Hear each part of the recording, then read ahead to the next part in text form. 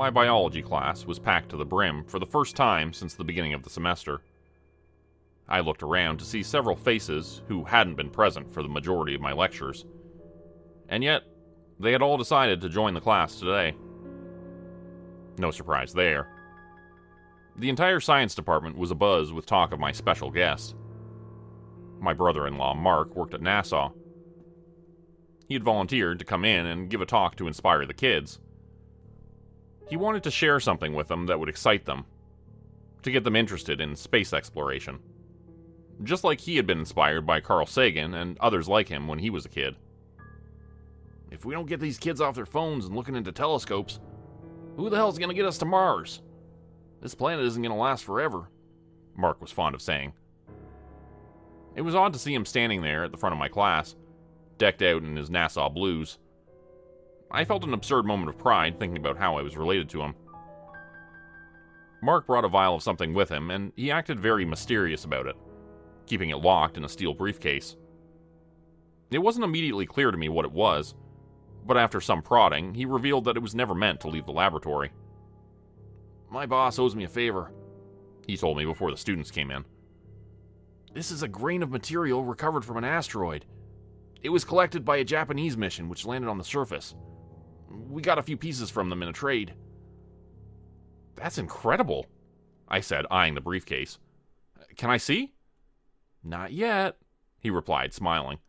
You gotta wait for show and tell, just like the rest of the class. Luckily, I didn't have to wait for long. As the bell rang and the last student filed in, looking awkwardly for an empty desk and not finding one. I cleared my throat. Is anybody in this classroom not supposed to be here right now? After a few moments of uncomfortable silence, 2 students and 1 red-faced teacher stood up, giving up their chairs for those who were actually supposed to be in my class. If you have a spare period and you want to stay for the presentation, that's fine, I told them, holding back a smile. But you'll have to stand at the back if there's no seats left. Finally, everyone settled in, and I presented our guest speaker. Alright, class, I told you we'd have a special guest today, so let's get straight to it. This is my brother-in-law, Mark. He works in a lab at NASA, examining samples from outer space. And he brought something to show us. Take it away, Mark. My brother-in-law stepped forward. The kids became utterly still and silent as he spoke, carrying his ominous, shiny steel briefcase. Hello, everyone, he said, explaining his job and background at NASA. But nobody was really listening.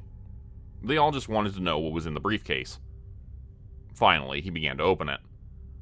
This is a sample from an asteroid that the Japanese Space Agency landed a probe on. Over at NASA, we were desperate to get our hands on this stuff so that we could examine it. So we actually traded for it. Just like you kids with your Pokemon cards? There were a few stifled laughs, and he glanced at me awkwardly. I shook my head as discreetly as I could. Or baseball cards, whatever. Magic? Is that still a thing? Anyways, this is what we got for our trade. The class was silent again as he pulled out a vial with a couple small grains in it. This came from that asteroid way out in outer space. Wow, the class responded, mostly in unison again. 1 or 2 kids didn't appear impressed, but most did. Is that it? One boy named Justin asked from the back of the class. Looks like you just picked up some asphalt off the road. Justin had missed most of my lessons so far, and his grades were indicative of this lack of effort. It was also his second time taking Biology 201. That didn't stop him from acting like a smartass, though. What exactly does this have to do with biology, anyways? He continued. Seems like you just made up some reason to play astronaut for a day, because you're bored of playing teacher. My face began to turn red at the remark, but I did my best to stay calm. It was difficult, but I tried not to let this ruin the presentation. Justin, if you want to interrupt our guest one more time, you'll be staying after class for the rest of the week. Do I make myself clear? Whatever, man. He put his feet up on the desk and closed his eyes, pretending to go to sleep. Feet off the desk. He ignored me. Now. Finally, he complied, giving me a death stare as he did, then dropping his feet to the floor with a loud stomp. Mark gave me an awkward glance, as if asking if he could continue, while simultaneously asking how I could put up with such nonsense on a daily basis. I nodded my head, feeling exhausted, and told him to continue. As he explained about the surface of the asteroid, he gave the front row of students the glass tube to examine. I was nervous as the specimen made its way around the class, slowly moving towards Justin at the back of the room. I couldn't help but wonder if he would try to do something with it. The hairs began to stand up on the back of my neck as it got close to him, and his eyes peeled open from their pretend sleep, glancing at the tube as it came within arm's reach. Before it was even his turn, he snatched it from the hand of the student in front of him, who called out, sounding annoyed. "Hey, I wasn't done with it!" Mark was interrupted again by this outburst, and I started marching over towards Justin, feeling my face turning red with anger. Not only that, but I was nervous as hell, wondering what he might do with the priceless specimen. He turned the glass tube in his hand, spinning the grains around as he examined them. All the while, he pretended to ignore me as I came towards him. "Man, what a load of bullshit. This is fake," he said, throwing the glass tube across the room towards the sink. "No!" Mark yelled, terrified as the glass tube sailed through the air. It shattered on impact, despite the heavy-duty glass, as it hit the corner of a steel countertop in the worst spot possible. The force of pressure broke it on impact, and the minute particles inside fell to the water-slick floor. Mark ran over to the place where they'd fallen, sifting through the broken glass, getting down on his knees as he picked through the pieces. He looked desperate and on the verge of tears as he rifled through the shards of broken glass, his fingers getting cut on the small pieces. "Where are they?" he was yelling, his face pressed up close to the linoleum tiles. I pulled Justin up by his arm, dragging him towards the door of the class as he protested. How could anyone be so thoughtless and so cruel? So childish and so stupid? "You're gonna get expelled for this. This is the last straw, Justin. I can't believe you just did that." He was screaming about abuse and how I was hurting him, despite the fact that I was being very gentle with him. I just ignored him and got ready to open the door to the class, to take him to the principal's office. But then I noticed something. Mark was on the floor, blood dripping from his fingers. But something was happening in that pool of red fluid. It was swirling and moving around, as if being pulled by some invisible force. Like there was a mini hurricane brewing in that concoction of blood and water, tears and tiny space particles. It looked like that mixture was coming alive, like the primordial ooze at the infancy of life. "What the hell?" I muttered, looking down at it. I felt drawn towards it suddenly, letting go of Justin as I stumbled towards the swirling mass. The red rivulets of blood had turned into amorphous blobs. These began to grow larger and expand, enveloping more blood and debris, growing bigger and bigger like macrophages or certain types of slime mold.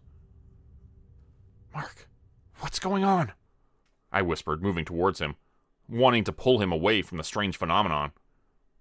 He didn't say anything, and the tendrils of swirling red slime began to merge and grow bigger, until it was a quivering, shimmering mass of goo, nearly the size of a basketball. It was slightly oblong, and I realized it looked like a giant, slimy ostrich egg.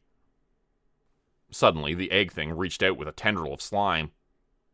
Mark jumped to his feet and recoiled backwards as it snapped back to its original shape. It had tried to reach out and touch him, as if aware of his presence. Then it began to flatten out and expand again. After a few seconds, it was the size of a towel, and then a blanket, as it pooled and expanded like a volcano discharging lava from deep within its core. But the substance wasn't coming from beneath the surface. It was multiplying rapidly, growing bigger and bigger like a supervirus out of control, replicating faster and faster. "What the hell is that thing?" I screamed, backing away from it. Now it was blocking the only exit to the room, with Justin trapped on the other side. "It's organic," Mark managed to say. "We thought it was just space dust, but it must have been in suspended animation up there. Whatever that is, we just woke it up. We watered it and fed it, and we let it out. What the hell was I thinking bringing it here?" The blob was getting larger and larger, creeping outwards insidiously, Mark pulled his phone from his pocket, then hit a button. He spoke rapidly into the cell phone, and I could tell we weren't getting out of this place in time for dinner. Not today. The CDC and NASA arrived quickly and worked together, quarantining the school. Despite the lack of windows in my classroom, we could hear the sirens outside. My brother-in-law was also keeping me updated on what was happening. Meanwhile, we remained trapped inside the room, blocked off from the exit, as the slimy organism grew larger and larger.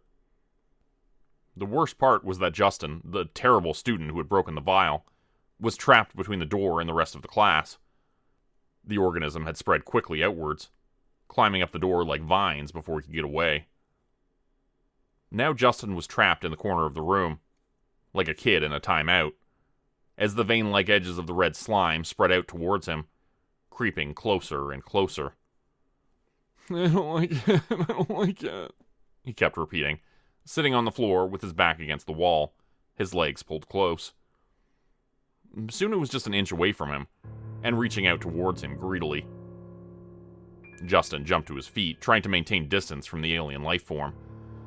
"Please make it stop, I'm sorry," he was yelling, becoming hysterical as the goo inched closer. "Don't let it touch me! Don't let it touch me!" He began to scream, his words devolving into shrill cries of terror as the red slime began to crawl up onto his shoes, inching vine-like towards his socks as he tried to pull away. As it touched his skin, he began to melt and blend and change, morphing into something else. Something alien.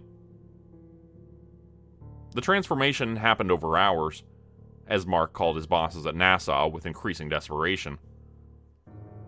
Meanwhile, the red, veiny slime continued to spread, growing up the walls and onto the ceiling, as my students and I retreated further and further into the corner of the classroom.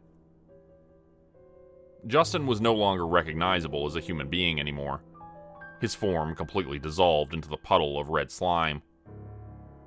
I wondered if he was still in there somewhere, alive in the mixture of expanding red goo. And then I saw the eyeball, poking out from the slimy ceiling, and I saw the teeth, breaking into a familiar crooked grin. "You wanted to punish me? To kick me out of school?" The voice sounded like it was in agony. Each word was desperate and anguished. A second later, the eyeball was peering out from a different place on the ceiling, looking down at Mark and speaking in Justin's voice. "You did this to me. This is your fault." Tendrils of red slime reached down from the ceiling towards my brother-in-law, pulling him up from the ground effortlessly and enveloping him head first. His screams were cut short and his kicking legs ceased moving as his body was pulled up into the red, slithering mass, inch by inch. The entire room was now almost completely covered in the slime, and it quivered and bulged all around us like the peristalsis of some great snake ingesting a meal. Mark's feet disappeared into the ceiling, as if he'd been pulled into another dimension. But then his voice spoke from the wall beside me. "Why did you tell me to come here? You caused this. It was you." Mark's voice had merged with Justin and become something else, blending with the darkness of this alien creature and his growing contempt for us. "I enjoy devouring you the most," Justin Mark said, more teeth appearing on the wall and a crooked smile. "I'm gonna save you for last." The red slime is still spreading, inching slowly towards us. Who knows if NASA will come to save us in time, or if they will just leave us here to die. Maybe a thermonuclear weapon or some napalm would be easier, and they'll decide to go with that option instead. Honestly, my students and I would probably welcome that, over the ooze which is slowly preparing to ingest us. So please, if anyone from the government gets a hold of this, take us out, by any means necessary, before we become a part of it, before we become its next meal.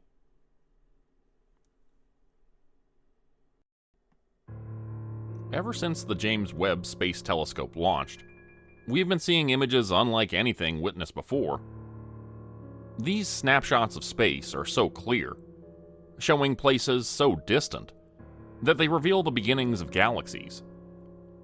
Through this tool, we can see the past, and the hope is that one day we might observe the beginnings of our universe. What that might look like could unlock mysteries, and answer questions we haven't yet imagined. But there has been another startling discovery, which the general public has not been made aware of yet. We found something in space which scared the living hell out of me. And the worst part is, now that I've seen it, there's no going back. The images coming in from space were beautiful, and I was one of the first to have the opportunity to examine them. I was going over one such image recently under intense magnification when I noticed something peculiar. It was a section of space that was unusually dark, lacking any light whatsoever, and some calculations showed that it was headed our way at an alarming rate. The cause of the light obstruction was within the Milky Way, and we had chalked it up to fine dust particles which absorbed light. Those would potentially account for the black blob floating towards Earth from the stars, which made no real sense. But when I examined it more closely, I realized that I could see something in this new image. Something which our old Hubble telescope would never have been able to make out. No, it can't be, I muttered to myself in my home office where I was looking at the picture. It was late at night, and the wind was howling outside as a storm raged on. It was raining, and the occasional clap of thunder was so loud it felt like the house shook with each blast. The power had flickered off and on once, and I was just waiting for it to happen again. There's no way. It has to be an artifact. I downloaded a new copy of the image, in case something had been corrupted during the file transfer. With such large images, it was always possible, though extremely unlikely. When I received the new image, I zoomed in on the section once again. I had saved the coordinates on the picture, so I knew exactly where it was. Once again, there was the same distinctive shape. A dark blob swirling among the stars in our galaxy. But within it were familiar dark shapes resembling worms or millipedes. I picked up my cell phone, ignoring the time of night, and phoned another astronomer who had access to these preliminary images. They hadn't been released to the public yet, and were classified and only available to a few of us. He picked up the phone, and I was worried he would be annoyed with me calling so late. But he was up looking at the new images as well. "Do me a favor," I said. "Check out image 254, and zoom in close at x1.202-y5.200, and tell me what you see." "Okay," he answered. "Zooming in on x1.202, and y5.200, and... Whoa, what is that? An artifact?" I let out a deep exhale. "I'm not crazy. You see them too?" "This can't be real. I wish it wasn't." The next day, the two of us set to work, trying to figure out what exactly our theory was before we could try to prove it. This hypothesis could cost us our careers, even if we were right. "Do those things... What exactly are we looking at?" David asked, leaning in close to the giant computer monitor I had in my home office. I let out a sigh. I was hoping he wouldn't make me say it out loud. "They look like worms," I admitted. "You see that too, right?" He nodded reluctantly, but didn't say anything. "They would have to be huge, like bigger than stars. Bigger than solar systems. Nothing like that exists. At least, nothing we know of." "Remember Galactus? The planet eater?" he asked. I tried to smile, but couldn't. "We need to get another image. Maybe more than just one. But first, let's show Scott what we got here so far. Let's outline the shapes and try to present this as cogently as we can. Our careers are on the line here." David didn't sound too enthusiastic.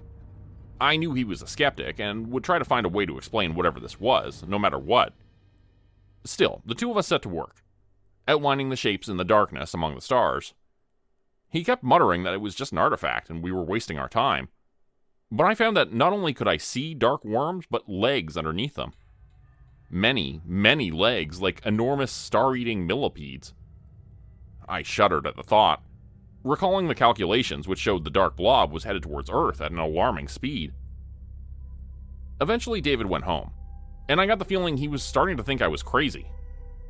But if I was wrong, then what was the alternative explanation? He didn't seem to have an answer for that. That night, I went to sleep and had a terrible nightmare after staring at my computer screen all day.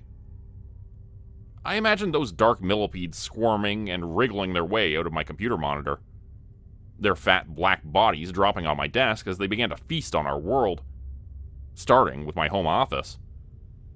Like termites, they began to eat my desk, starting with the wooden desktop and then quickly devouring the legs, and moving to my chair next. Their bodies grew fatter as they consumed everything in the room, revealing only darkness behind the facade of my furniture. And pretty soon it was impossible to distinguish the millipedes from the blackness all around me. I was floating in space with no stars, and the millipedes had run out of food. There was only one thing left to eat: me. As they surrounded me on all sides, they began to crawl from the darkness onto my fingertips, onto my nose and onto my eyelids, skittering across my skin with their innumerable legs, and finding their way into any opening they could. Once they had eaten my eyes, I was left floating in darkness. Cold, impenetrable blackness which pressed in on me like 1,000,000 tons of weight, compressing me, as my body was consumed by a galaxy of worms. I woke up with a gasp, nearly screaming until I realized an instant later that it was all a dream. No, not a dream. A horrible, surreal nightmare. The worst one I'd ever experienced in my life. It had felt too real. Scared to go back to sleep, I got out of bed and went to the kitchen to make coffee. The computer was sitting in the corner, dark and silent. I wandered over to it and turned it on, inhaling the smell of freshly brewed coffee while I waited for it to boot up. Once I was logged onto the server, I pulled up that same image again. What the hell?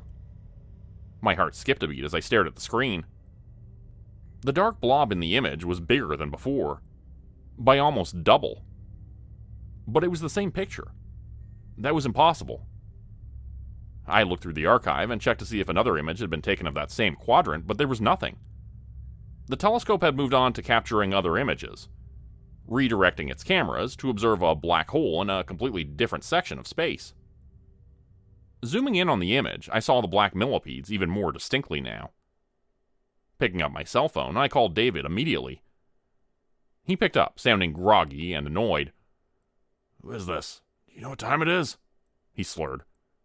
"It's me. Listen, you need to do something for me. Pull up that image again, the one with the worms." "Not this again. You really need to drop this, man. Okay, I'm trying to be nice here, but this is getting to be too much." "David, you need to listen to me. You need to look at it again.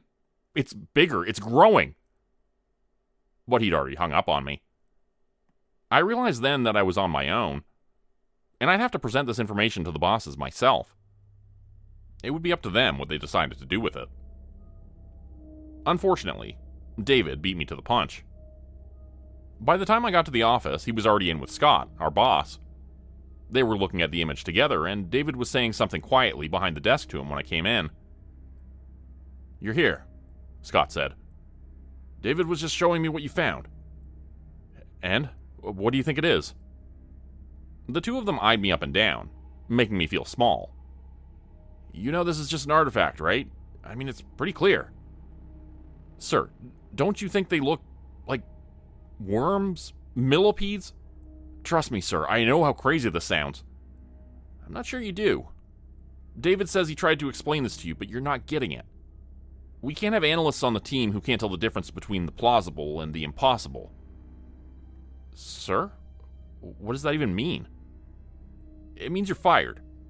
Your access to the JWST images has been revoked. From now on, you can see whatever we release to the public, just like everybody else." "Sir, please, I know how this sounds, but you have to believe me.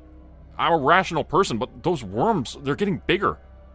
Just yesterday, they're fatter and larger, and they're eating the fucking stars while we sit here and talk about whether they exist or not." See?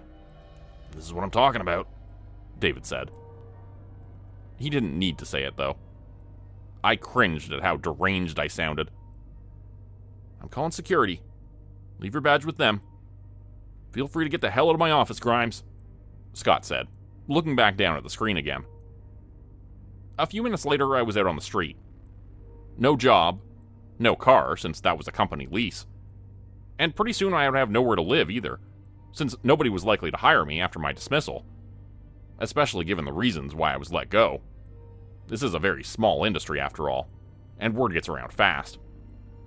All I had left of my previous life was the image on my computer. The screenshot I had taken of the wormhole, as I had come to call it. When I pulled it up on my computer again, the dark spot at the center of the image was even more pronounced than before. I zoomed in on it using the highest level of magnification possible, and I let out a soft gasp of horror when I noticed something for the first time. I could actually see the worms growing now, within the image. I could see them feasting on the glow which surrounded them, consuming the light from nearby stars, eating planets and entire galaxies with one swift snap of their jaws. I closed the image quickly, my heart jackhammering in my chest. Suddenly I wanted to get rid of the computer, to throw the whole thing in the dumpster outside. But I knew that I wouldn't be able to sleep if I did that. I knew it would only fester and boil inside of me if I couldn't see the progress of those universe-consuming worms. And so that's what I've done. Every day I wake up and look at that image, and stare in horrified wonderment at what is coming for us all.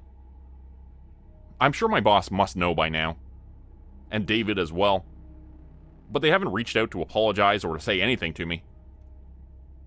Part of me wonders. No, best not to think of those things. But still, part of me wonders if the worms can consume thoughts, if they are not limited in their ability to digest the universe, but can also consume things more metaphysical than stars. Can they eat our memories? Can they make us blind to them? How else is it that I am the only one who sees? Maybe the worms are laughing at me, knowing that only I can see them. They make others see what they want to see, all the while consuming the stars and growing larger and fatter, getting closer to us by the day. I wish that was my biggest concern right now. I really do. If that were the case, I'd still have time. We would all still have time. Years, maybe decades, or centuries even. But there's a bigger problem. I should have thrown out the computer. One day I pulled up the image and the worms had consumed all of it. They had reached the furthest margins of the massive image, feasting on every star and galaxy along the way. I tried to close it quickly, seeing them squirming and wriggling their way across the borders of the image. But it was too late. The fat, black millipedes made it across the screen onto my desktop. Where the corners of the image met my computer monitor, they wriggled over and began to multiply immediately. The image was closed, but I could still see the worms, feasting on the edge of my desktop screen and clambering over the side of the flat surface. My desktop background was a serene landscape of green, rolling fields with a sunny blue sky dotted with clouds above. But now, it looked infected, with a swiftly spreading black plague that multiplied with each passing second. I screamed, turning off the monitor as quickly as I could, hoping that would get rid of them, hoping they would be limited to existing inside of the flickering screen. But instead, they persisted. And worse yet, I looked down to see one or two of them were on the finger I'd used to push the button down. I tried to wash them off, but they're tenacious and refuse to leave my hand. They're spreading across my skin, and I can feel them taking over. I can still use my phone with my other hand. I've been debating calling family or friends to tell them what? I don't know. But instead, I've chosen to spend my last remaining hours typing this to share with all of you. Maybe this is all my fault. Maybe I should have just left well enough alone. If I hadn't looked so closely into the darkness, I might not have seen what was truly lying within it. But now that it's done, I need to be straight with you all. You need to know. You deserve to know. So you can make your peace with loved ones, with family and friends, those you've wronged. Only so much time remains. They're here. The worms that feast on light and leave only darkness in their wake. They are here. And they're multiplying rapidly. I awoke in a cell. No bars, no doors. Just shimmering energy fields, crackling with violet light. I groaned as I pushed my naked body up on shaky arms. The cell was sterile and frigid, its air thick with piss and sweat. My breath fogged faintly in front of me as I scanned the room, and froze when I saw them. 3 naked figures sat huddled in a far corner. A young man, skeletal and shivering, his ribs jutting beneath paper-thin skin. A young woman with matted blonde hair clinging to her face, her wild eyes bloodshot and darting. And an older man whose gaunt face was carved with despair, his cheeks hollowed by hunger or horror. "Another one," the older man rasped without looking up. His voice was dry gravel scraping against stone. The woman lunged forward suddenly, her hands clutching at my shoulders with surprising strength. "Are you okay?" she demanded breathlessly. Did they do anything to you?" Her breath reeked of something sour. I opened my mouth to lie or scream or something, but the room tilted violently beneath me before I could form words. I fell down, darkness swallowing me again. Hey, stay with us," the woman urged, her voice sharp and urgent. Her fingers dug into my shoulder, nails caked with grime. My throat burned, raw as if I'd swallowed glass. "What's your name?" she pressed. "I'm Sarah."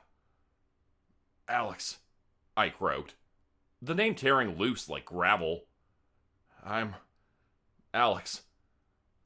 The young man edged closer from the shadows. "Welcome to hell," he whispered, his voice frayed at the edges. Sarah shot him a glare that could have melted steel. "Don't," she hissed through clenched teeth. Turning back to me, her tone softened, though her wide eyes stayed wild. "That's Ethan. How long ago were you taken? Do you remember?" "I don't know," I said finally. "I was closing up the shop. Alone. Then there was this light." "Alone." The word slithered out of the corner like a snake. The older man. His sunken eyes burned fever bright in his skeletal face. "They prefer isolation," he rasped, his voice dry as parchment.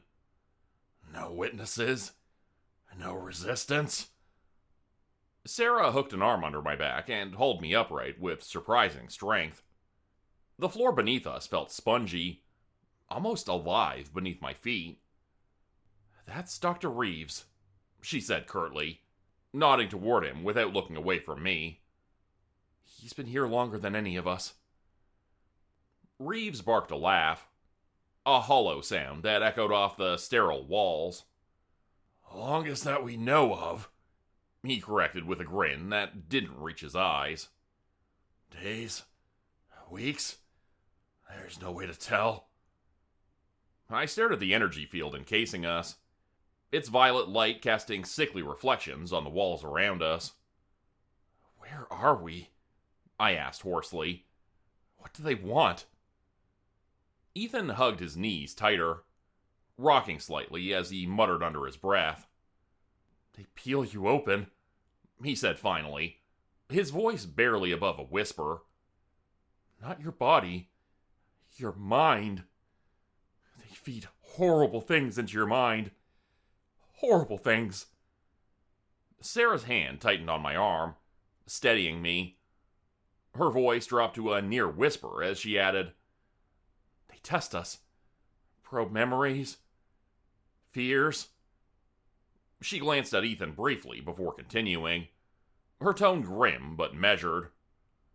Though, it's not always physical. She tilted her head slightly, revealing a faint scar glinting on her temple, a puckered line that looked fresh. Our essence, Reeves cut in smoothly, straightening with a collar's poise despite his filth-streaked skin and hollowed cheeks. That's what they're after. He gestured vaguely towards the ceiling, where shadows slithered like eels in water. They're harvesters. Not of flesh, but of consciousness. Neural patterns. He smirked faintly before adding, with mock sentimentality, the soul, if you're inclined to poetry. A cold sweat prickled my neck as I processed his words. But why? What are they? Reeves leaned forward slightly, his breath smelling more sour than Sarah. His grin widened into something almost feral as he answered, Interdimensional parasites? Evolutionary collectors? They've outgrown needs and names, boy. He gestured upward again with one bony hand, as if addressing some unseen audience above us. Only curiosity remains. His gaze locked onto mine then, sharp and unrelenting, and he added softly, And curiosity is endless. The cell fell silent after that. The energy field buzzed louder suddenly, its vibrations rattling in my molars. Sarah didn't let go of my arm. Ethan rocked faster now in his corner, his lips moving soundlessly. I swallowed hard against the dryness in my throat. A scream tore through the walls. A guttural, wet sound, less human than animal. It twisted, writhing into the air like a serrated blade, carving grooves into my nerves. Sarah flinched. Her knuckles whitened as she gripped her own arms now, nails digging half moons into flesh. They've taken someone, she whispered. Her voice trembled, betraying the steel in her posture. Ethan froze mid-rock, his gaunt face pressing harder into his knees. Screaming's bad, he mumbled, voice muffled. It means they're mining. Deeper than memories. I began to ask what he meant, but Dr. Reeves' laugh cut me off. You'll learn soon enough, Alex, he said, picking at a scab on his wrist as if it were a casual habit. His eyes gleamed with a perverse relish. You're fresh meat. They'll peel you open. Shut up! Sarah wheeled on him, her voice cracking under pressure. Ignore him, Alex. He's rotting his own mind in here. Reeves bared yellow teeth, in a grin that was all malice and no mirth. Rotten? No, girl. He tapped his temple with one bony finger. Enlightened. They've shown me things. I know lots of things. The scream faded into silence, leaving only the low hum of the energy field vibrating through my chest like a second heartbeat. Suddenly, the energy fields flared, sudden and blinding, its hum spiking into a shriek that rattled my teeth. Violet light flooded the cell, searing my retinas as I shielded my face with trembling hands. The air thickened around me, pressing against my lungs. A subsonic vibration that resonated in my ribs and the marrow of my bones. They're here, Sarah breathed, backing away instinctively. The field dissolved with a wet, organic sound. Two figures stepped through, their exoskeletons glistening like oil-slick carapaces under the violet glow.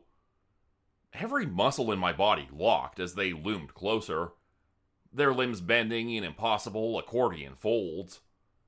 Joints clicked with each step like breaking bones. One tilted its bulbous head toward me, its cluster of eyes reflecting my face a dozen times. Pale, naked, prey. No! Sarah lunged in front of me without hesitation, arms spread wide like a shield. Her scarred temple glistened with sweat under the flickering light. Take me instead. The aliens didn't pause or even acknowledge her plea. A needle-tipped appendage rose from its side like a divining rod and pointed directly at me. Its exoskeleton rippled faintly, as if alive. Organs beneath pulsed faster. Anticipation. Alex? Sarah spun toward me, her voice raw and desperate now. Don't let them in. Don't give them a path. Before I could respond or even process her words, an invisible force clamped around my torso like a vice. My breath hitched as my feet left the ground. Gravity itself seemed to recoil from me. My body hung suspended as if plucked from reality by unseen hands. I fainted. I awoke in another room, to an orb hovering inches from my nose. Its surface shimmered mercury bright, but disturbingly organic, quivering like a jellyfish's bell. I tried to step back, but my feet wouldn't move. The floor beneath me had grown viscous, tendrils of warm biomass curling around my ankles like living restraints. Its surface rippled faintly, as if reacting to my breath. Then it flared. Light erupted, a supernova trapped in glass, searing through my eyelids even as I squeezed them shut. Veins painted red against the blackness. My skull throbbed as if it were splitting open. Then, it invaded.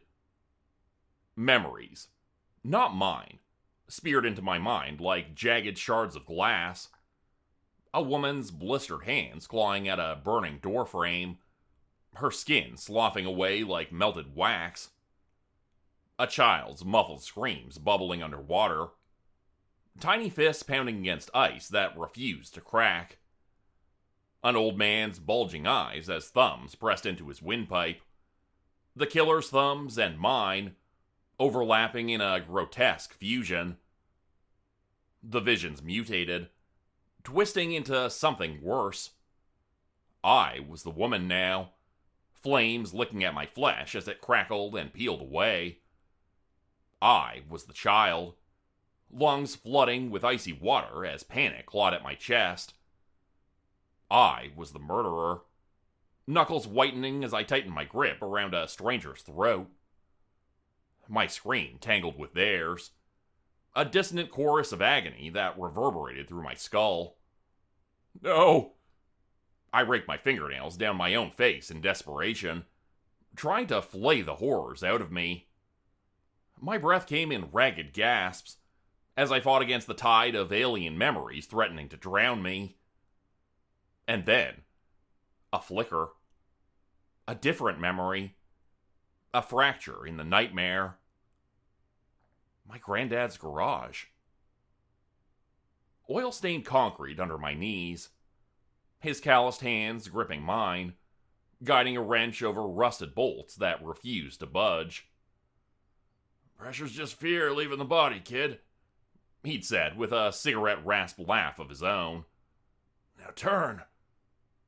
The tang of engine grease filled my nostrils. Sawdust floated lazily in golden shafts of afternoon light, streaming in through the cracked garage window. His voice was steady and warm, a lifeline pulling me from the abyss. The orb shuddered. Its light dimmed abruptly, spasming like a dying firefly caught in its own glow. The foreign memories recoiled violently, as though scalded by something they couldn't comprehend. Something they couldn't mimic. Something real. I clung to my granddad's voice like a prayer. Pressure's just fear leaving the body. Turn. Turn. Turn. I pried my eyes open slowly, blinking away tears that streaked hot down my cheeks. The orb hovered before me for an instant longer. Its once brilliant light now reduced to faint flickers rippling weakly across its surface. Then it dissolved into mist. Its remnants curled upward like smoke toward the ceiling, before vanishing entirely into the cold void of the chamber. My knees buckled beneath me as I collapsed onto the floor, gasping for air that felt too thick to breathe properly. My hands trembled uncontrollably as I pressed them against the sticky surface beneath me for support. I fainted again. Alex? Sarah was beside me, her hands fluttering over my face like she didn't know where to start. Look at me. What did they do? I spat blood and trembled as I pushed myself upright. They tried to break me, I rasped. My voice grated like sandpaper against raw nerves, but I bared my teeth anyway. A defiance I didn't fully feel. But they couldn't. Dr. Reeves uncoiled from the shadows, like a vulture descending on a carcass. His rheumy eyes glistened, with something that might have been curiosity or hunger. They couldn't, he murmured, creeping closer now, with slow, deliberate steps. What did you feed them, boy? I met his gaze, fists clenching at my sides despite the tremors racking my body. Granddad's wrench-calloused hands itched phantom-like on my palms. Something they couldn't eat. Reeves' lips twitched into a smile too sharp for his gaunt face, predatory and hungry. Ah, he breathed softly, almost reverently. The violet glow of the energy field carved hollows into his cheeks, making him look skeletal. A death's head grin stretched taut over bone. Then you're not fresh meat. He leaned closer, his voice dropping to a whisper that sent chills down my spine. You're a mirror. He paused just long enough for his words to sink in, before adding with quiet malice, You best pray they don't enjoy their reflection. Sarah's hands hovered near my shoulders. What did you see? She asked finally, her voice frayed and thin. I swallowed hard against the acid rising in my throat. Memories, I said hoarsely. I saw a woman being burned in a fire, a child drowning beneath a frozen lake, a man being strangled to death. Then I saw my memories. Dr. Reeves chuckled softly, a sound like kindling crackling in a dying fire.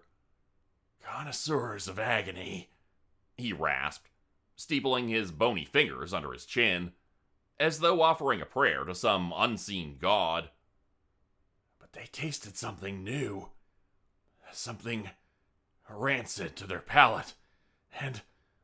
He lurched forward suddenly, shadows pooling in his hollow eye sockets as he hissed, They gag. I glared at him, fists tightening until my knuckles ached from the strain.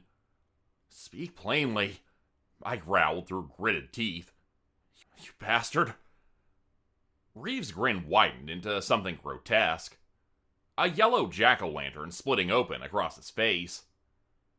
Hope, he said simply, his voice slick with venom and mockery. To them, it's a cancer. He tilted his head slightly as if savoring the word, before adding, a splinter. Shut up! Sarah barked suddenly, her cheeks flushed with fury, or maybe fear, but her stance was steady. Reeves leaned closer still, despite her outburst. But feed them curiosity. His gaze flicked upward toward the ceiling, where shadows slithered like eels through waterless depths. And it multiplies. He smiled faintly at some unseen revelation above him. Like maggots. The walls convulsed violently without warning, bioluminescent veins flaring brighter before dimming again, in erratic pulses that painted the cell in sickly hues of violet and plum. The energy field's hum warped into a guttural snarl that vibrated through my teeth and rattled deep in my ribs. Sarah flinched, but didn't back down, even as her knuckles whitened where they gripped my arm tightly now. Not grounding herself, but anchoring me. It's just the ship, she said sharply over Ethan's rising whimpers, though her voice wavered at the edges of conviction. Ethan clawed at his scalp with trembling fingers as he rocked harder than before, the motion frantic now rather than rhythmic. They're here, he moaned under his breath, like a mantra spiraling out of control. In the walls, in the air. The floor undulated faintly beneath us, veins glowing brighter whenever I shifted, a predator tracking its prey. Alex? Sarah's whisper cut through the oppressive drone. Her hand trembled as she pointed at the floor. I followed her gaze and froze. My shadow was seared into the biomass. The outline of my body smoldered faintly, edges charred, as if the ship itself had branded me. What the hell? I scrambled back instinctively, my soul sticking to the gummy surface like tar. Reeves wheezed out a laugh from his corner, a sound like dry leaves scraping over stone. A scar, he crooned, his voice almost admiring. How poetic. Explain, I snapped, my voice raw with frustration and fear. You've etched yourself into their hive, he said, tilting his head as though studying a curious specimen. Now they'll dissect that stubborn little spark in you, cell by cell. The walls rippled violently in response, bioluminescent veins flaring and dimming erratically. The energy field fizzled and spat like an unstable reactor, its hum warping into a guttural snarl that vibrated through my teeth. Static lifted Sarah's hair, strands dancing like black snakes in an unseen storm. They're coming, she whispered. Ethan moaned from his corner, rocking violently now. His nails raked over his scalp as he muttered incoherently, Coming. They can't take him twice, Sarah snapped suddenly, shoving me behind her despite the tremble in her legs. She stood firm, her scarred temple glistening with sweat under the flickering violet glow. The energy field exploded. Not violet this time. Red. Crimson light flooded the cell like spilled blood, thick and clinging to every surface. The air reeked of copper and burnt hair, sharp enough to sting my nostrils. The drone deepened into a bass rumble that rattled my ribs. This is new, Sarah whispered, her voice barely audible over the din. Reeves' smirk faltered for the first time since I'd met him. His pupils grew wide as he murmured under his breath, Oh dear. The energy field screamed apart, with a sound like tearing flesh. The thing that stepped through wasn't like the others. Compact, segmented, a nightmare of chitinous plates, jagged as broken obsidian. Its limbs ended in serrated pincers that clicked rhythmically, like a Death Watch beetle counting down its prey's last moments. It had no eyes, just a single red orb embedded in its faceless head, pulsing faintly in time with my rabbit-quick heartbeat. What is that? Sarah choked out, backing away instinctively. Reeves said nothing. For once, his face was stripped bare, pupils blown wide, lips trembling faintly as though he'd forgotten how to form words. The creature tilted its head toward me. Its crimson orb flared brighter as it spoke. Not with sound, but with something far worse. You are different. The words weren't in my head. They were under my skin, slithering through muscle and bone to nest deep within my marrow. Mechanical, yet alive. Cold, yet hungry. A child peeling wings off flies for amusement. I staggered back reflexively. "Stay the hell away," I snarled hoarsely. Sarah lunged forward without hesitation, swinging a bony fist at its nearest limb. "Don't touch him!"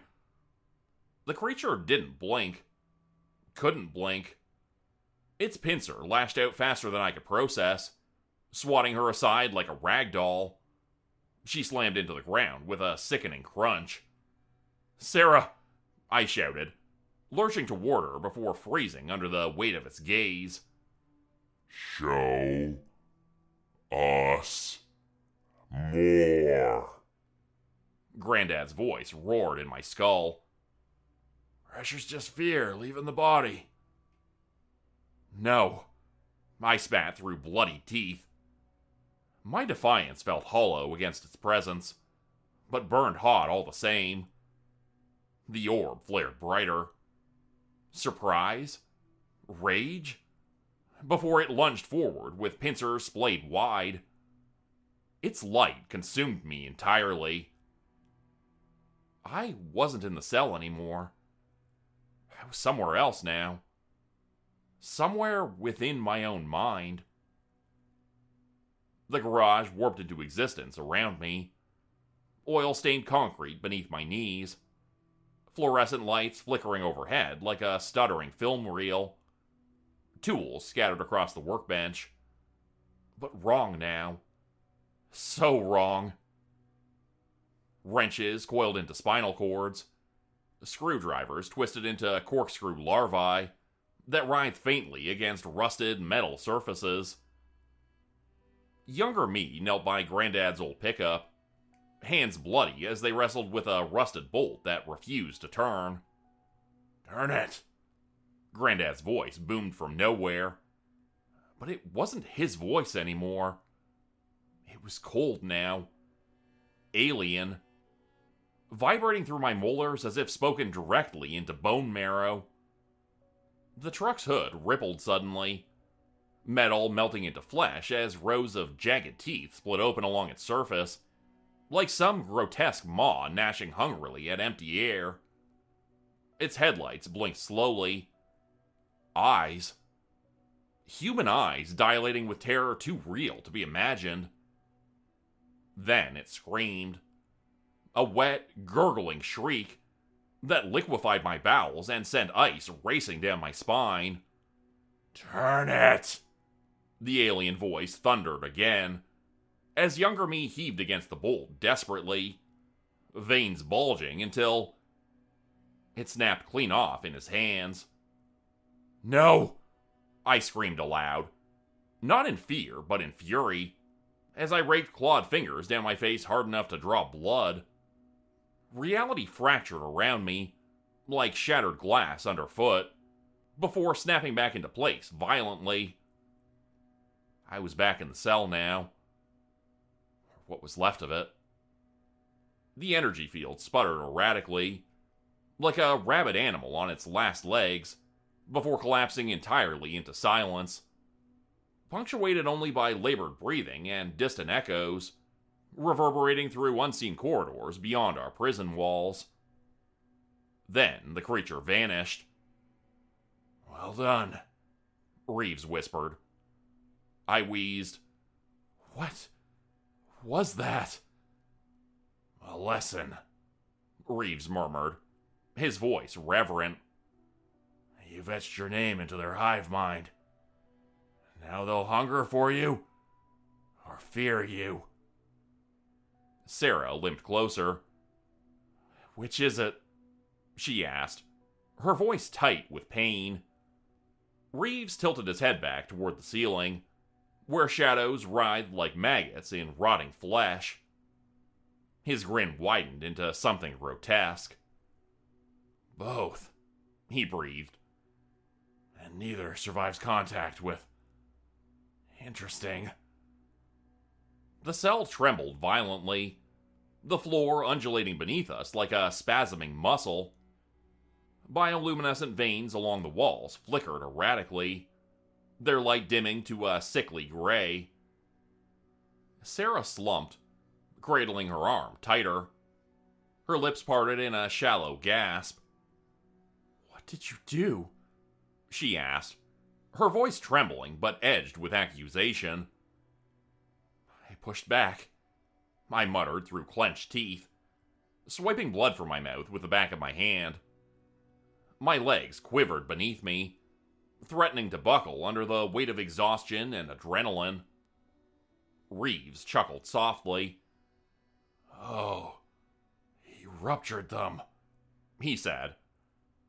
"Their hive mind thrives on order. You are the disruption of that order."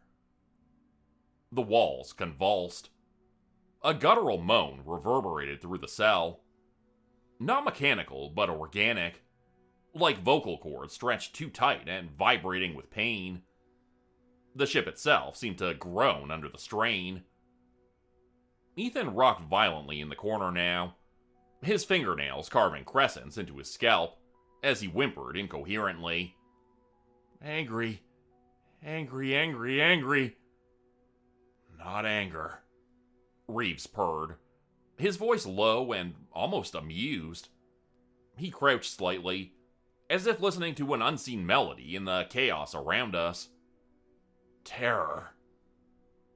The energy field surrounding the cell died with a wet pop, collapsing into itself like a punctured lung, and leaving the entrance gaping. A black maw opening into the ship's pulsating gullet. Sarah stiffened beside me, her knuckles whitening where she gripped her injured arm. "That's not good," she said quietly. "Not good?" I echoed hoarsely, my gaze fixed on the corridor beyond, where walls seemed to breathe in slow, rhythmic pulses. "Isn't this our shot to escape?" Reeves' grin faded for the first time since I'd met him. His expression turned grim as he stepped toward the threshold and peered into the darkness beyond. "They're hurting you," he said softly, almost to himself. He turned back toward me. "Drop the gates," he continued, in a whisper that felt too loud. "Let the lamb wander." He gestured toward the corridor with a skeletal hand. "Right to the slaughterhouse." Sarah gripped my arm. "Don't. It's a trap." A low rumble shook the air around us. Deep, resonant, alive. "Coming," Ethan whimpered from his corner. His voice spiraled into a frantic chant. "Coming, coming, coming." Reeves looked back to us abruptly. His lips curved into that familiar, unsettling grin. "Shall we witness history, children?" he asked lightly, his tone almost mocking. I hesitated for half a heartbeat before stepping into the corridor. The walls pressed closer as we moved forward, their veined surfaces glistening and sticky to the touch. The veins pulsed faintly beneath my fingertips when I brushed against them, warm and rhythmic, like blood coursing through arteries. Sarah followed behind me. I glanced back at her briefly. "Stay close," I said quietly. Reeves trailed behind us at a leisurely pace, humming tunelessly under his breath, as though entirely unaffected by the oppressive atmosphere. His eyes darted occasionally to the walls, as if he were studying them, cataloging their movements like a scientist observing an experiment. Ethan's voice chased us from behind, as he stayed huddled in his corner. "Watching. Always watching." The path ahead defied physics. Ceilings inverted, floors bulging into domes. Gravity lurched violently, yanking us sideways into a cavernous chamber that seemed to breathe around us. Sarah froze mid-step, her breath catching audibly in her throat. Spires. Dozens of them. Translucent obelisks oozing amber fluid. They stretched upward like grotesque stalagmites, their surfaces slick with condensation that dripped in rhythmic plinks onto the pulsating floor. "Are those?" Sarah whispered, her voice trembling. "People," Reeves answered flatly. "Or their husks." I stepped forward. The nearest spire throbbed faintly under my gaze. Its surface warmed to the touch when I reached out instinctively. Inside the spire was a figure. Its limbs stretched taut, tendons visible through translucent skin that shimmered like wet plastic. Its skull elongated, jaw unhinged, in a silent scream that seemed eternal. "What are they doing to them?" I asked hoarsely, my stomach churning. Reeves stepped closer, pressing a palm against the spire's surface with a disturbing familiarity. "They must be harvesting them," he said softly, almost reverently. "For what?" I asked. "For everything," he said simply. "Memories, emotions, consciousness itself." His finger traced the figure's distorted face through the glass, as though studying a work of art. "This is what happens when the hive digests you." A low rumble reverberated through the chamber. The spires trembled violently as the rumble crescendoed. Their amber fluid sloshed against their glass walls, which quivered under growing pressure. "Move!" Sarah hauled me backward by my arm. I stood paralyzed for a moment too long. The nearest spire's fluid drained with a wet gurgle, leaving its occupant suspended in void black air. Its body twitched violently before its eyelids peeled open with an audible snap. Milky orb swiveled unnaturally to fix on me. It screamed. 1,000 voices, men, women, children, braided into a single shriek that drilled into my skull like jagged glass. Reeves pressed a hand to the shuddering wall, as though savoring its vibrations. "The hive stirs its soldiers," he murmured. The figure convulsed violently within its shattered prison, its jaw unhinged further, into a cavernous maw lined with needle-like teeth that clicked together hungrily. Around us, glass exploded in rapid succession, spires birthing horrors in grotesque marionette strides. Their limbs bent backwards at impossible angles, their faces smeared into rictus grins of agony and hunger. Sarah grabbed me by the wrist and yanked hard enough to jolt me into motion. "Run!" she screamed. We careened into a corridor that seemed alive, the walls expanding and contracting like lungs struggling for air. Behind us came the pack's screeches, a staccato click-clatter of bone on chitin that echoed endlessly through the twisting passageways. "They're hurting us," Reeves hissed from somewhere ahead of me. His silhouette flickered briefly through a jagged archway. "Here!" We burst into another chamber, larger than any we'd seen before, and humming with an alien rhythm that vibrated through my chest like a second pulse. Massive organs pulsed with glassine sacs suspended from above, tendrils coiled around pillars etched with runes that squirmed nauseatingly under my gaze. Sarah doubled over beside me.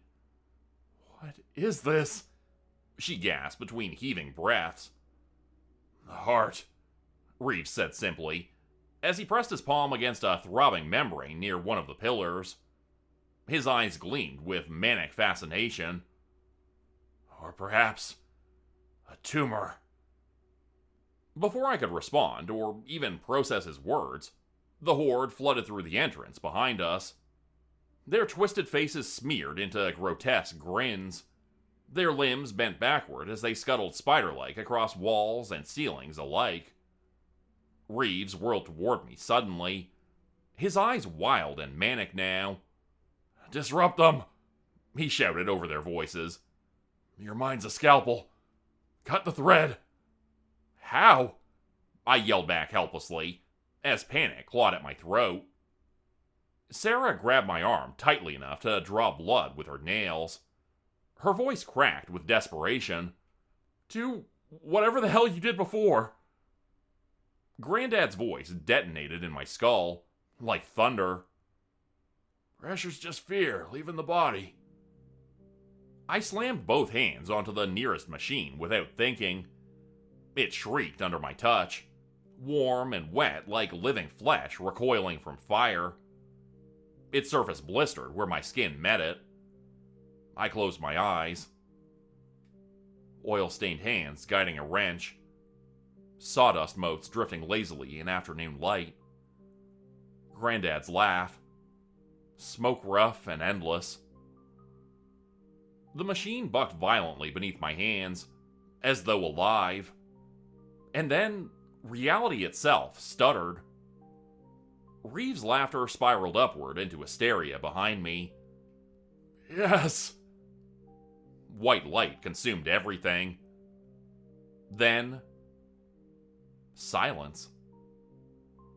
I blinked my eyes, vision swimming in gray. The chamber lay entombed in a fine layer of dust. The figures in the spire were gone, reduced to cinder shapes that crumbled in a non-existent wind. Machinery hung limp and lifeless, its sacks deflated like rotten fruit left to rot. "You broke the song," Reeves whispered. "What song?" I rasped. "The hymn of the hive," he said simply, toe poking a drift of ash at his feet. "For now." Ash hung like a pall in the air, gritty between my teeth and clotting my eyelashes. "You're no longer cattle, boy," he said evenly. "You're rabies." He gestured broadly to the chamber around us, the twitching walls and spasming veins that pulsed erratically like a failing heartbeat. "And the herd wants you put down." The chamber twitched. Bioluminescent veins lining the walls spasmed violently, their light strobing in uneven bursts like a dying star gasping its last breath.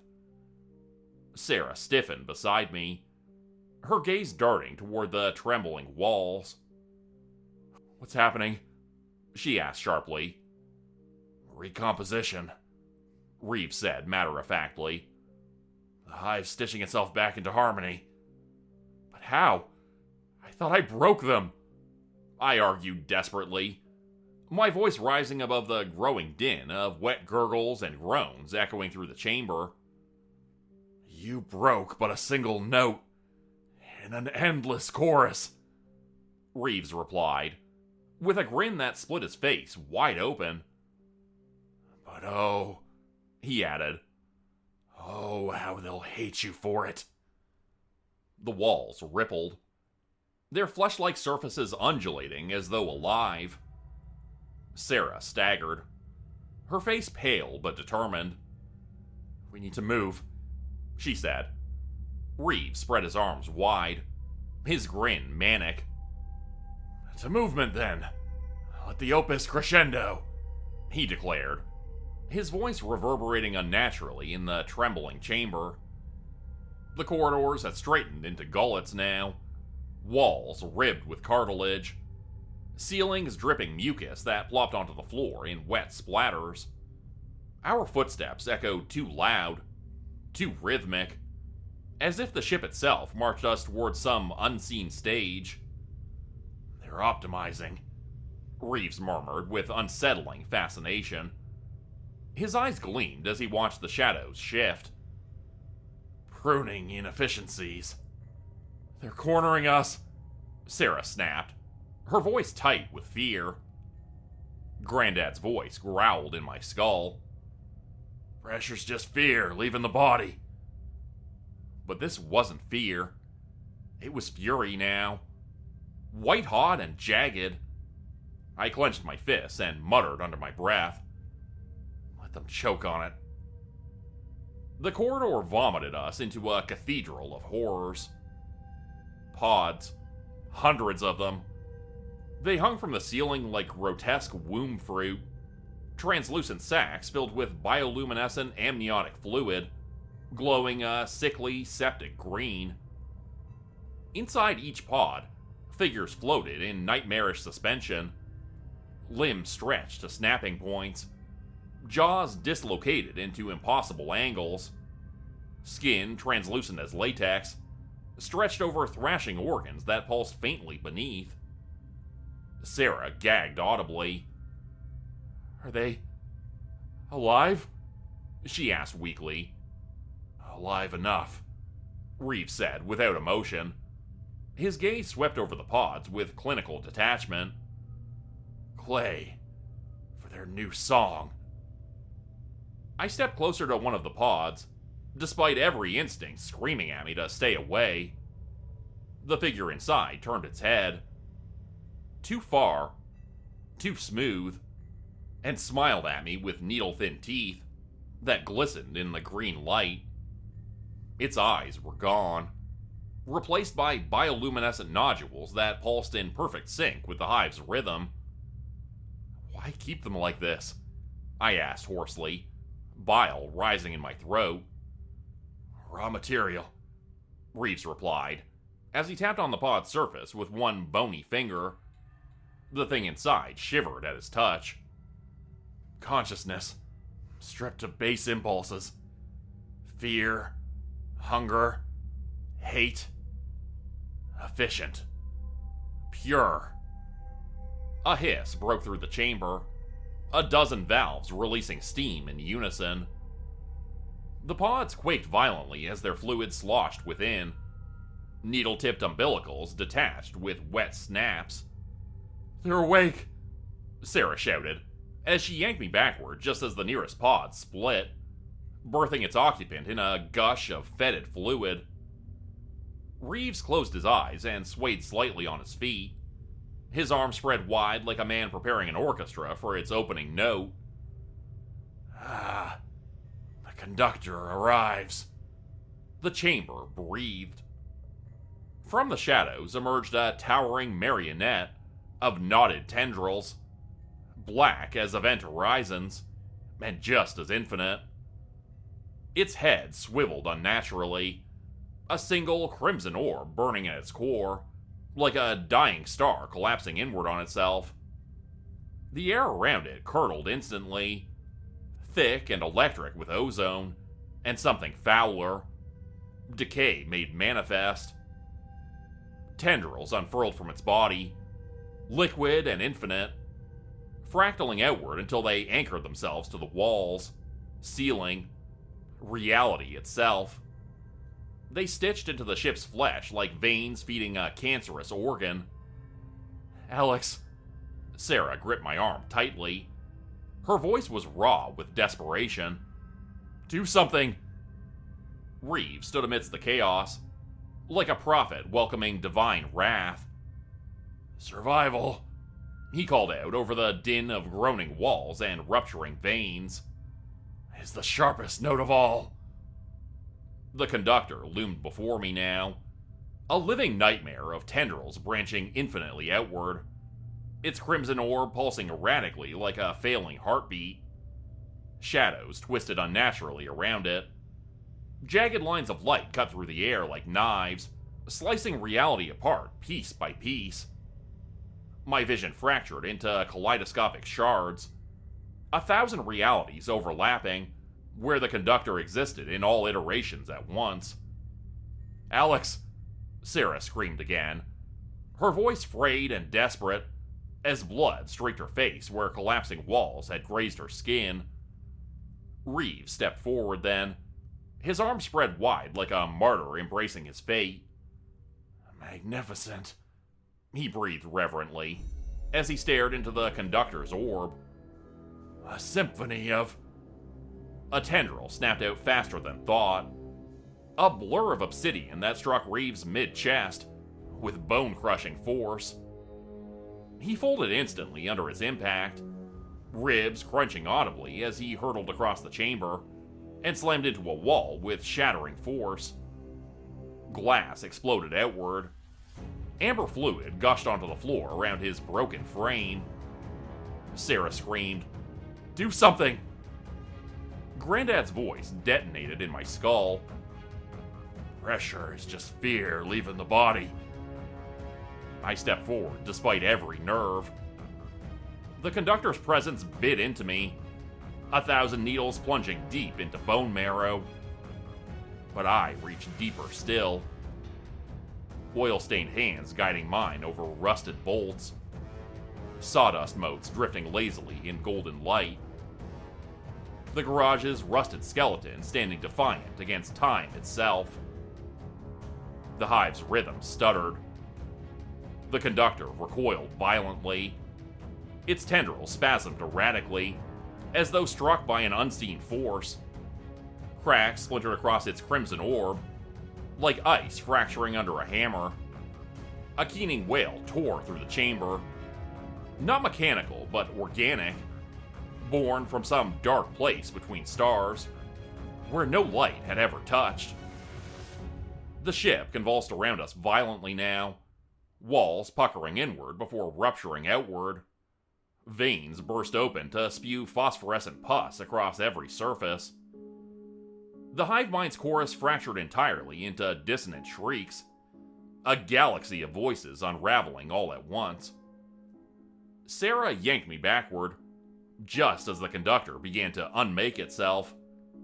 Tendrils devolving into black mist that reeked of burnt synapses and decay. Reeves stirred weakly in the wreckage nearby.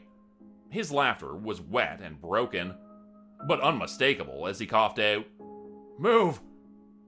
He dragged himself upright painfully. One arm hung limp at his side where bone jutted through torn skin. "The heart! It's collapsing!" The floor liquefied, swallowing pods whole. Ceilings rained shards of chitin that shattered like brittle bones. We fled down corridors that melted around us, their once straight paths now twisting intestines constricting tighter with every step. Finally, we stumbled into a small chamber lined with sleek pods. Escape vessels, grown from the ship itself, their surfaces glistening like wet skin stretched over bone. "Get in!" Reeves barked, shoving me and Sarah toward one of the pods. "What about you?" I asked, gripping Sarah's arm as I helped her inside. Reeves smiled faintly. His eyes glinted with something unreadable. Pride? Resignation? Madness? "I've played my part," he said simply. "Now it's your turn." Before I could argue, he slammed the pod door shut and activated its launch sequence. The chamber shuddered as the pod sealed itself around us, a fleshy cocoon ejecting into the void. Through the viewport, we watched as the ship collapsed in on itself, a dying leviathan folding inward like paper consumed by flame.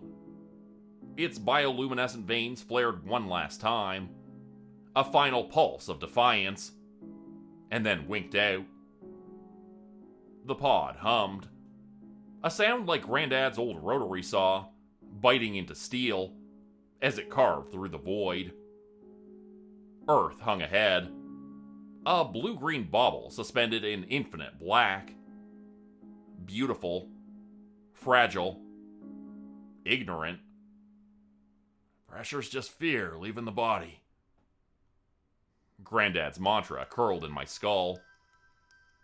He'd never mentioned what fear leaves behind. The scars it carves into your soul. The psychic rot that festers long after survival. When I closed my eyes, I saw them. The conductor's fractal tendrils, birthing horrors like Russian dolls. Reeves' smile, as he disappeared into chaos, triumphant and devoured. The pod cratered into a Kansas wheat field with a deafening crash, steam hissing from its carapace as it cooled under an indifferent sun. Cows lowed distantly. Cicadas sang their endless dirge. Normalcy itself felt grotesque.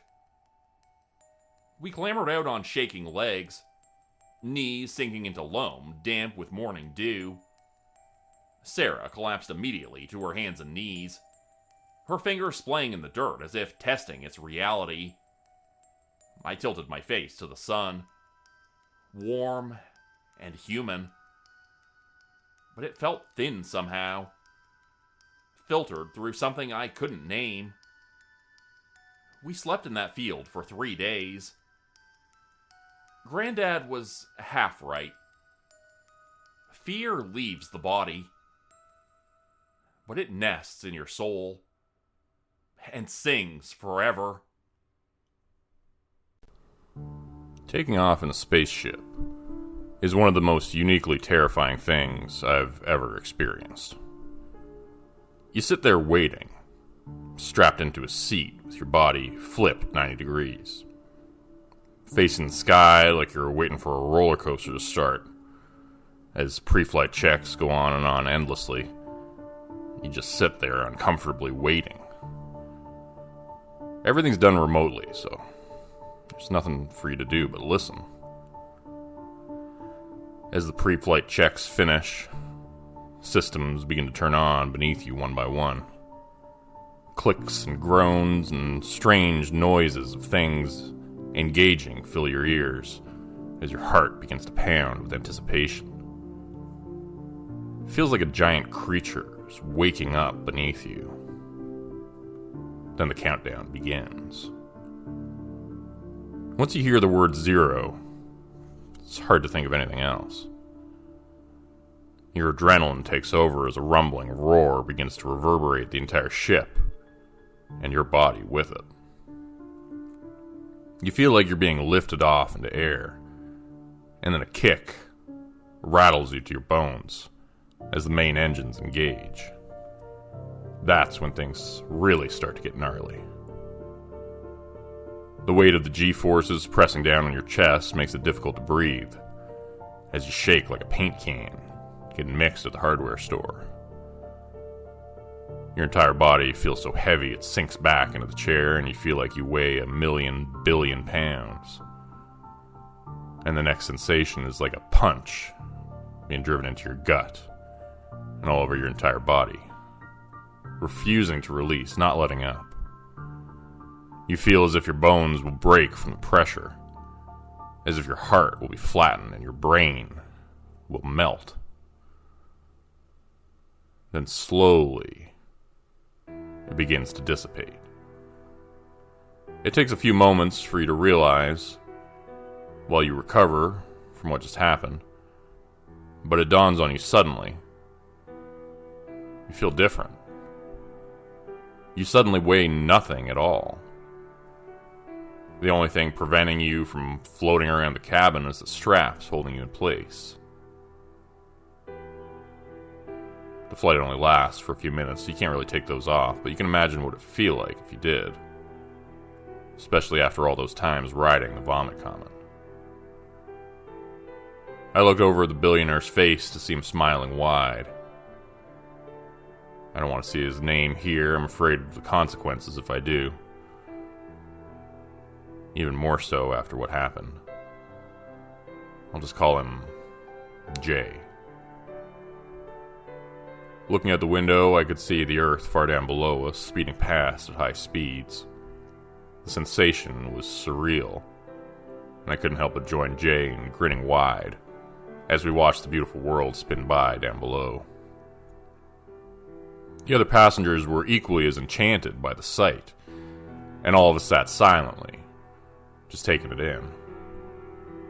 The blue planet passed by silently beneath us, blanketed in white clouds, which looked new and different from this angle. It felt like sacrilege to speak at that moment, as if we were in church during a prayer. But then something happened. Something unexpected. A loud pop. The sound surprised us all, and the ship began to shake with a slight tremor, as if it had been knocked slightly off course. I heard sirens and alarms begin to blare, lights were flashing, and ground control called up to us to see if we were okay. I didn't know how to reply. I looked around to see the other passengers were still recovering. Glancing around the cabin with terrified, wide eyes, every possible scenario of awful things that could happen ran through my mind. And I had no idea what to say to the people back at base. Were we okay? How was it possible for us to know? What if our oxygen levels were slowly dropping, or the pressure of the cabin was slowly increasing? Wasn't that what they were supposed to tell us? "We are fine," said Jay robotically, looking far more calm than the rest of us. I looked at his chest and saw a spot of blood there about the size of a dime. "Turn off the alarms, please, ground control." The alarms died one by one, but some were still blaring loudly.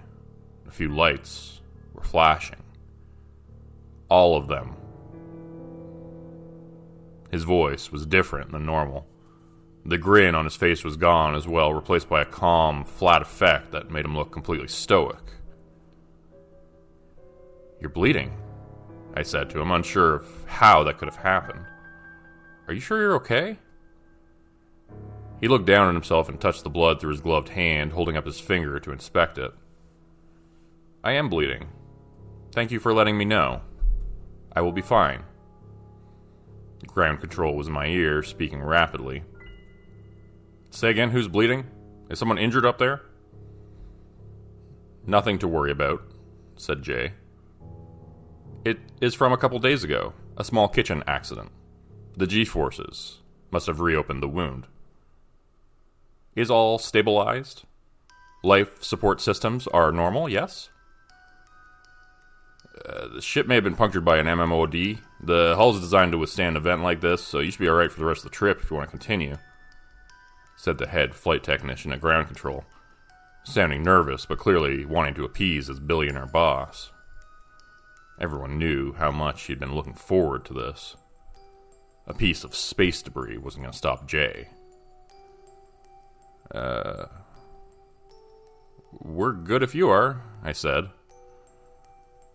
The engineers back at base responded in the affirmative, and we continued our flight, landing a few minutes later. Nobody dared to question the boss when he said to continue the journey as planned. The rest of the flight was uneventful, Jay saying almost nothing, and simply sitting there with his hands folded on his lap. He wasn't even looking out the window anymore, strangely enough, as if he was suddenly tired of the view. The landing went as expected. We descended back to the ground smoothly in the landing pod and exited the craft to be greeted by company personnel. "Best day ever," Jay exclaimed upon exiting the craft, a fake smile now plastered on his face that hadn't been there a minute before. I had this strange feeling that it wasn't really Jay anymore. Not really. But I didn't understand why I felt that way or how that would be possible. Very soon, though, I would find out. A few days later, I got a call from his office, asking me to join him there for a meeting. He wanted to talk about our trip to space. His secretary said he wanted to reminisce. I reluctantly agreed. As I entered the headquarters where Jay's office was located, I couldn't help but notice an unsettling thing while waiting in the lobby. Everyone in the building had the same vacant look on their faces that Jay had had after the impact on the spacecraft. The men and women walked around silently, moving robotically with their arms stiffly at their sides. Nobody spoke. Normally I would have been recognized by at least a few people in the place. They would have been smiling, greeting me with aplomb after our successful flight into space. But instead of the hero's welcome I had expected, nobody was even remotely happy to see me.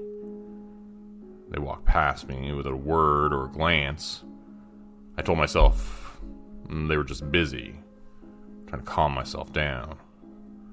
My heart was beating fast, and I was tapping my foot with nervous energy as I sat in the waiting area. The flight was yesterday's news, I said to myself. People had other things on their mind at this busy company. But I didn't feel any better. When the receptionist called me up to the desk a few minutes later, she greeted me in a monotone, her face expressionless. "Hello, Mr. Davis," she said. "Jay is expecting you upstairs. Please proceed to elevator B." Her eyes opened and closed, but then a second set of eyes blinked beneath that, perpendicular to the ones on the outside, and revealing another set of irises beneath. These ones jet black as coal. I froze for a second, sputtering, unsure how to react. My heart felt like it had just stopped in my chest, only to resume beating 3 times as fast. The room was spinning slightly as I looked at the hostile eyes of those around me. I saw everyone in the lobby had stopped what they were doing. They were frozen, watching me, waiting to see what I would do.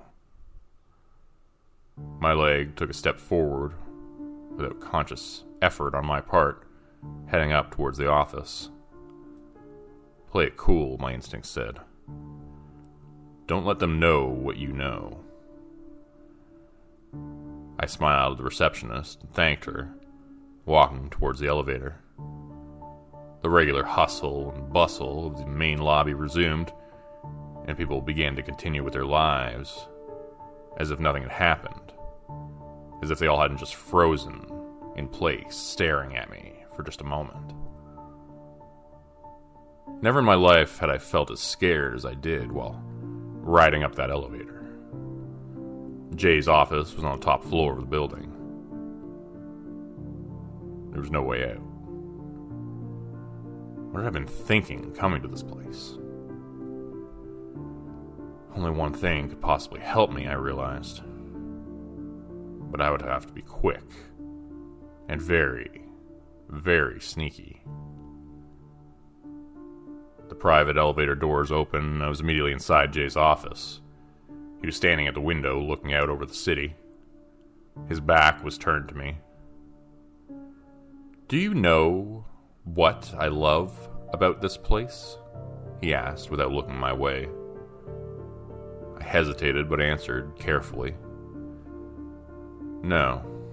What's that, Jay?" "The creatures who run it. You people. You were all so trusting." He turned around, and I saw his eyes were black as polished coal. He blinked that same strange set of perpendicular eyelids, and they returned to normal for an instant, then reverted back to that awful, coal-black anti-color. "Have you ever seen a video of a giant squid beneath the surface of the ocean?" he asked. I nodded. I had recently seen one such video, and it terrified me badly. The idea that creatures so horrifying could live in such close proximity to us seemed impossible. Like sharing an apartment with a demon. Or sharing an office with an alien. "They have captured these creatures on film, your experts. By mimicking a photoluminescent creature deep beneath the surface, in the pitch-black space down there, they can tantalize one, lure it from the darkness." "What do you mean, your experts? Who are you? What have you done to him? Where's Jay?" He ignored my question. I heard the elevator door shut behind me as he began to stride towards me purposefully. Do you know what they look like, these giant squids, before they spread their tentacles outward and expand into the beautiful, deadly creatures that they are? I couldn't speak, could only stumble backwards, hitting the cold floor of the elevator door behind me. They look like bullets shot from a gun, flying through the ocean at impossible speeds. They compress themselves down and fly through the water like projectiles, just like we do. You want to know what we are? We are the alpha predators of deep space. Great white sharks. No. The giant squids of the ocean of space, made of dark matter, waiting for someone to come by, drawn in occasionally by the light, before retreating into the blackness again. My plan had completely fled from my mind for an instant, but I then remembered the phone in my hand, recording everything from up my sleeve. The camera was just poking out at the cuff, taking a recording of what I was seeing. You humans think you are so clever, he said, whipping a tentacle towards me which came from nowhere. It snatched up my phone easily, and he took it in his hand, then deleted the video I'd been secretly recording a second later. Who do you think will really believe you? It doesn't matter what you do. We are here now. You saw them downstairs. We are taking over. The planet will be ours soon. There is nothing you can do but submit, just like they did. I was pressing the elevator's down button behind me as I spoke, tentacles now ripping holes in the suit and popping out and revealing themselves like Dr. Octopus. The thrashing limbs were dark purple like bruises, over 20 feet long, covered in suckers which looked to contain sharp teeth within them. Take my word for it, joining them is the best thing I ever did. All you have to do is let me help you, like they helped me. It sounded like Jay's voice talking now, only it was sly, manipulative sounding. Still, it was the closest thing to him I had seen or heard since that day of the impact on the space shuttle. Jay, listen to me. You have to snap out of it. You have to fight that thing. This isn't you. His eyes blinked sideways again, revealing that awful blackness once more, like looking at a nightmare. Oh, but it is. This is me now, and soon you will be one of us. Submit. Surrender. Give in. Become one of the brood. A tentacle snapped outward suddenly in my direction, whipping my hand painfully, just as the elevator door opened. I stumbled backwards into it, hitting the button for the ground floor. Jay didn't try to stop me, he just watched me go, smiling. The tentacles retreated back into his sides. He waved at me playfully as the elevator door closed. The employees downstairs didn't try to stop me when I left the building. Everyone watched silently, standing still like a pack of wild dogs whose territory had been entered, just daring me to try something. By the time I got home, I knew I didn't have much time left. The place on my hand where the tentacle got me. It has a 3-pronged hole punched into it now, like a radioactive symbol. That's what I am, I guess, now. Radioactive. I'll hide out here in my house for as long as I can. There's not much else I can do aside from telling my story and waiting for the transformation. Maybe if I post it here, he won't find a way to take it down. He certainly got rid of it everywhere else I've tried to share this. I can feel the seeds he planted in my hand like leeches or slugs. The things beneath my flesh are crawling, moving up my wrist, burrowing a path towards my heart by the looks of it. They're moving slowly but steadily in that direction, like a Bugs Bunny cartoon in slow motion. They're burrowing along my forearm as I type this. I get the feeling once they reach my heart or my brain, wherever they're headed, that will be the end of my conscious thoughts. I won't be me anymore, I'll be them. Whatever they are. There isn't much I can do except try to warn you. They're already here. They're coming for you all. They have a powerful leader with unlimited resources at his disposal. Be careful of the people with the opal eyes. We don't have much time left. Don't say I didn't warn you.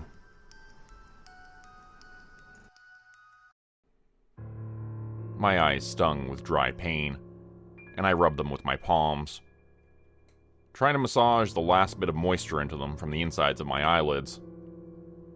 Like wringing out a sponge that's been sitting in the desert sun, there was little benefit.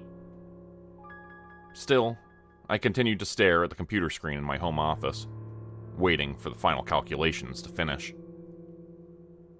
If I was right about this, the dark silhouette of a planet I had been staring at for the last 2 days was really capable of harboring life. Maybe even intelligent life. The thought seemed surreal and dreamlike, further evidence of my exhausted state. It couldn't really be happening. It just wasn't possible, was it? A second later, the status bar showed complete, and the calculations were finally done.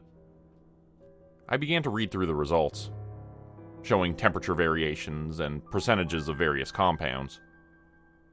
Reading down from the top, my heart began to hammer faster and faster in my chest. Nitrogen, 78%. Oxygen, 20.9%. Argon, 0.9%. Carbon dioxide, 0.03%. Additional gases, see further breakdown below, 0.17%. Median temperature, 58.43 degrees Fahrenheit. It was impossible.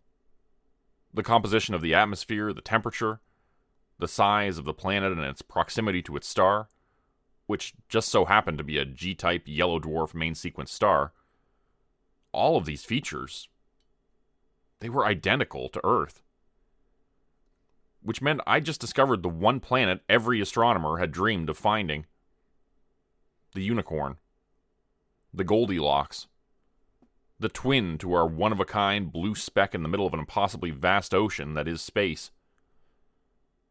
If there was one place among the stars that could harbor intelligent life, this was it.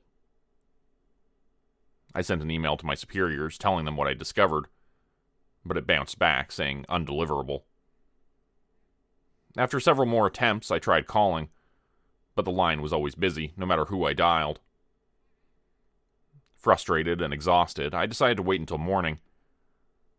The cell service in this area of Hawaii was notoriously terrible, so I'd try from a landline the next day.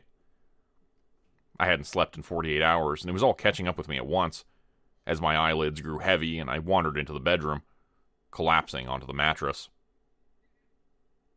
I fell asleep a second after my head hit the pillow, and I drifted into a deep sleep filled with mysterious dreams of lost stars and hidden planets. I awoke to the sight of a bright bluish-white light. It glared at me from the end of my bed, an opening like a giant mouth. A silhouette emerged from the light, and then another. Just like the planet I'd been watching through the telescope for so long, the figures blocked out a portion of that light, but only momentarily. And then there were hands roughly grabbing me and yanking me up from the warmth of my bed, pulling me across the floor with my feet dragging abrasively along the rough carpeting. "Hey, what are you doing? Where are you taking me?" I shouted, thrashing as I came back to alert wakefulness. They said nothing. only gripping me tighter as we drew closer to the blue, swirling vortex of glowing light. We went into the portal and I felt extremely warm, then extremely cold, but only for a brief moment until we came out the other side. Two robed figures stood before me, and I saw that we were on a rooftop overlooking a vast city. The buildings were towering, their features angular and sharp. Their highly reflective surfaces were tinged pink and blue, and I suddenly realized why they looked so bizarre. We're there, aren't we? On the planet I just discovered. The figure standing before me didn't say anything. They only stared blankly at me. As I observed the foreign planet in wonderment, I saw that the aliens who lived there were far more advanced than humans on Earth. This looked like a city from Star Wars. Floating spacecraft docked and took off from ports built into massive skyscrapers. These gargantuan towers extended thousands of feet into the air, disappearing into the clouds above. Floating spacecraft of all sizes and shapes were traveling through the city, alighting on these docks like bees pollinating flowers. "How did you know I found you?" I asked. "Can you even understand me?" They didn't answer. "You must be able to understand me if you could read my emails and intercept them. Why didn't you want my superiors to know about this place?" Without responding, the taller of the two hooded figures nodded down to the streets far below us. I looked over the precipice and saw activity beneath us. A city full of life and aliens going about their day-to-day business. I couldn't make out much in detail through the haze of smog, but it looked dim and dreary down below. There was a noise and a flash of light, and we were suddenly standing there at street level.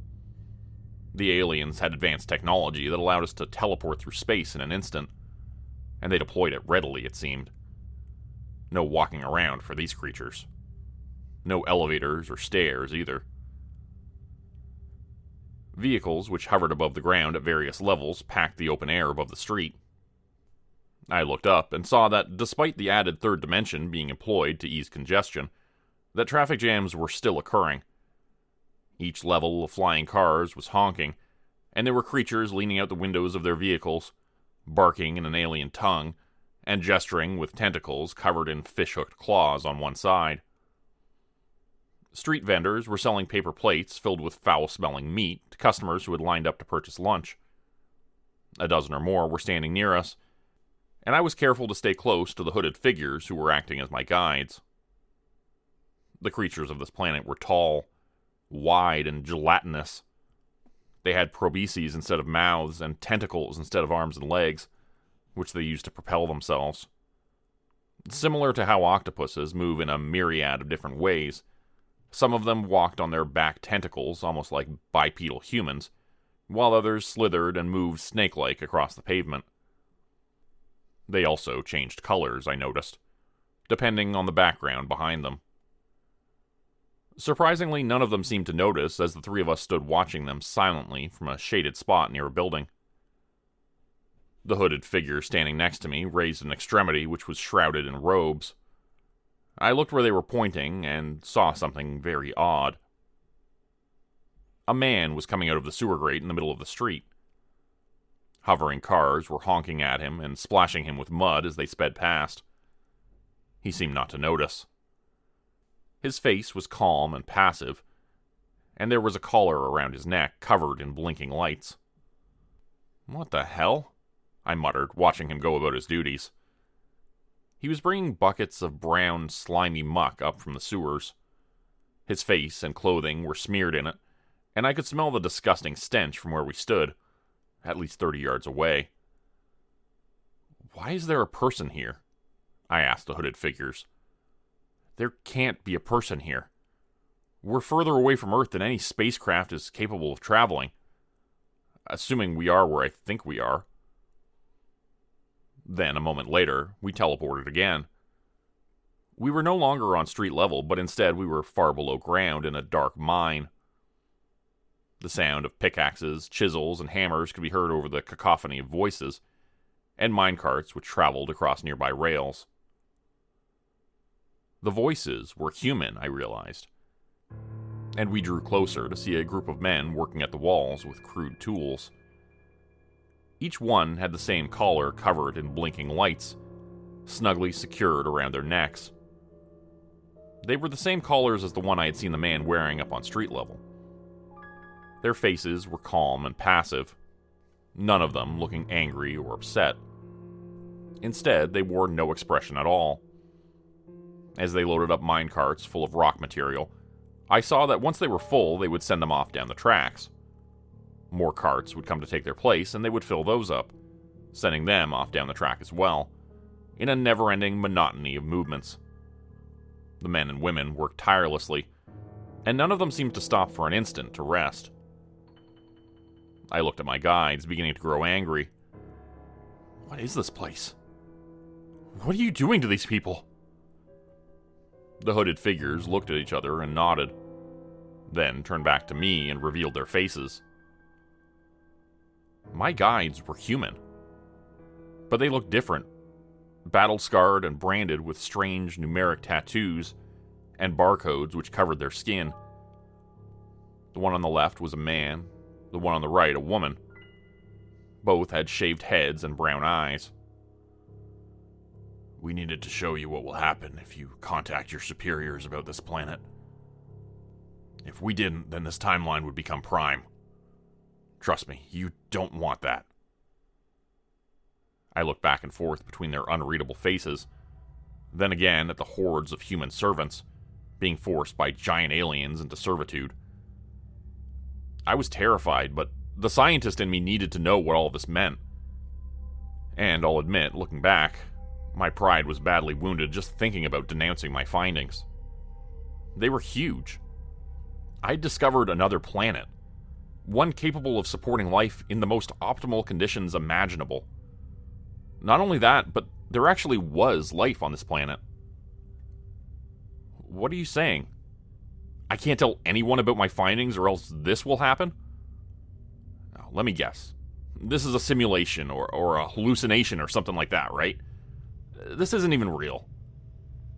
This is very real. This is the future if you choose to continue on the path you have chosen. Despite what you may think, this will come to pass within your lifetime, if you do not follow what we tell you. I thought about this for a minute. I can't keep this discovery to myself. I just can't. I live by a code as a scientist, and I cannot break that code. I can't just keep something like this a secret. But don't worry, we won't try to contact this other planet. We'll just observe it, okay? I'll be sure of that. The man turned to look at the woman. You were right. He's too stupid to save. No matter what we do, he'll tell him what he found. She sighed. I regret to say you're right, Zandak. We'll have to leave him here. She snapped her fingers, and I noticed that a slight hissing sound which had been surrounding me without my notice was suddenly gone. Like when the power goes out, you realize how quiet it is without the fridge running. The aliens and all the humans nearby turned to look at me, and I realized they could see me now. He is trying to escape, one of the men nearby said, blandly and with no emotion. His collar blinked yellow, then green, making a pleasant chiming noise. His eyes rolled back in his head as if he had just received a boost of dopamine to his brain. I will stop him, a woman near me said, reaching out to grab hold of me. He is tall and looks strong. He will be a good worker for the mines. I pulled away from her, and several others started moving in towards me, from all around. Help, please, come, I won't say anything, just let me go back. I want to go back. I screamed, trying to get back into the faint, hazy blue bubble surrounding my hosts. The people who had brought me to this place could no longer be seen inside, but I imagined them shaking their heads. I'll tell them this planet is a wasteland, uninhabitable. Please, just let me go back. They seemed to consider this. After a few long moments, just as the dirty hands of mining prisoners all around me were about to grab hold of me, they pulled me back into the protective bubble of invisibility. Once I was back inside, they looked at me sternly, and the woman began to speak. We are from the future, even past this one. When humans stand up against their captive overlords and begin to fight back. Unfortunately, we are outnumbered and outgunned. However, we have managed to gain one advantage. A mission to capture several pieces of enemy technology allowed us this one opportunity. This one chance to go back in time and fix things. Now that you've seen it firsthand, you must understand why you cannot share your findings about this planet with anyone. For as long as you live. You must keep this place a secret, the man said gravely. I will. Look, I can see now that this is real, and that you're trying to protect us from contacting these creatures for a reason, I said, too terrified to argue with them. We all talked about this possibility amongst each other in the break room, in the lab, around the computers while we looked at images of planets we discovered. The question was on all of our minds. What if we find intelligent life, but it turns out they're much more advanced? What if they're a super predator and they don't want to share this universe with anyone else? That is exactly why you must keep this a secret. I repeat, you cannot tell anyone about your discovery. If you do, this is what will become of the human race. We will live in chains for 100 years, and perhaps much longer. He snapped his fingers, and I found myself back in bed, in my home once again. It was morning, and birds were chirping outside my window. The possibility occurred to me that it all could have been a nightmare. It felt so real, I thought to myself. But it wasn't a dream. I was sure of that after seeing the bruises on my arms from where the future humans had roughly grabbed me. But still, my discovery was too big to ignore. I couldn't just let it go to waste. I went over to my desk again and looked at the unsent email from the night before, which I tried to send to my boss. The coordinates of the planet and the makeup of its atmosphere. So similar to Earth. It was all right there, waiting to be seen. I couldn't help myself. I hit the send button. I know some of you will be upset with me, but you don't understand. This discovery is going to be huge. It's going to change the world. It's going to change everything. Every time I fall asleep, I have the same horrifying nightmare. A flashback of what we went through. In the dream, we're back on Zangrath again. Everything is just the way it was, and my heart aches for reasons my sleeping mind can't comprehend. My wife and I are holding hands, walking through the quiet streets downtown, window shopping and sipping coffee. And then the ships begin to drop from the sky.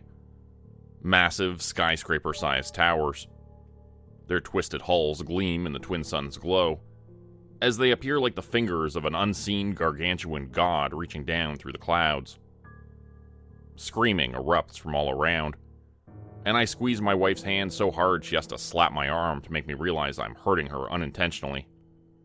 I release my vice-like grip, and she shakes her fingers out to regain circulation, still looking up at the sky with wide, horrified eyes. Racing back to our home, we don't think rationally. All we know is that the things dropping from the sky are terrifying, and despite the murmurs of those saying they could be coming in peace, it's hard to imagine that is true.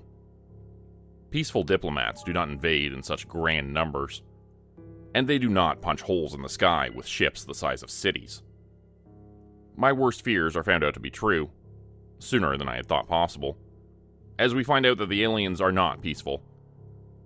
When we get home, the news shows images of death and destruction. Weapons like nothing we have ever seen before.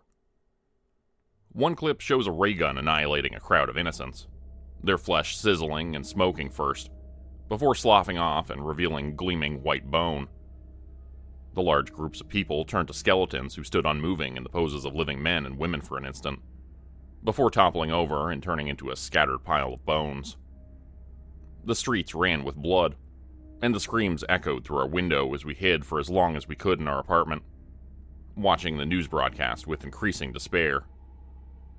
Bombs were dropped that turned metropolitan centers to ash, Other weapons spread disease and death through plagues and terrible viruses, which spread more rapidly than I'd ever imagined possible.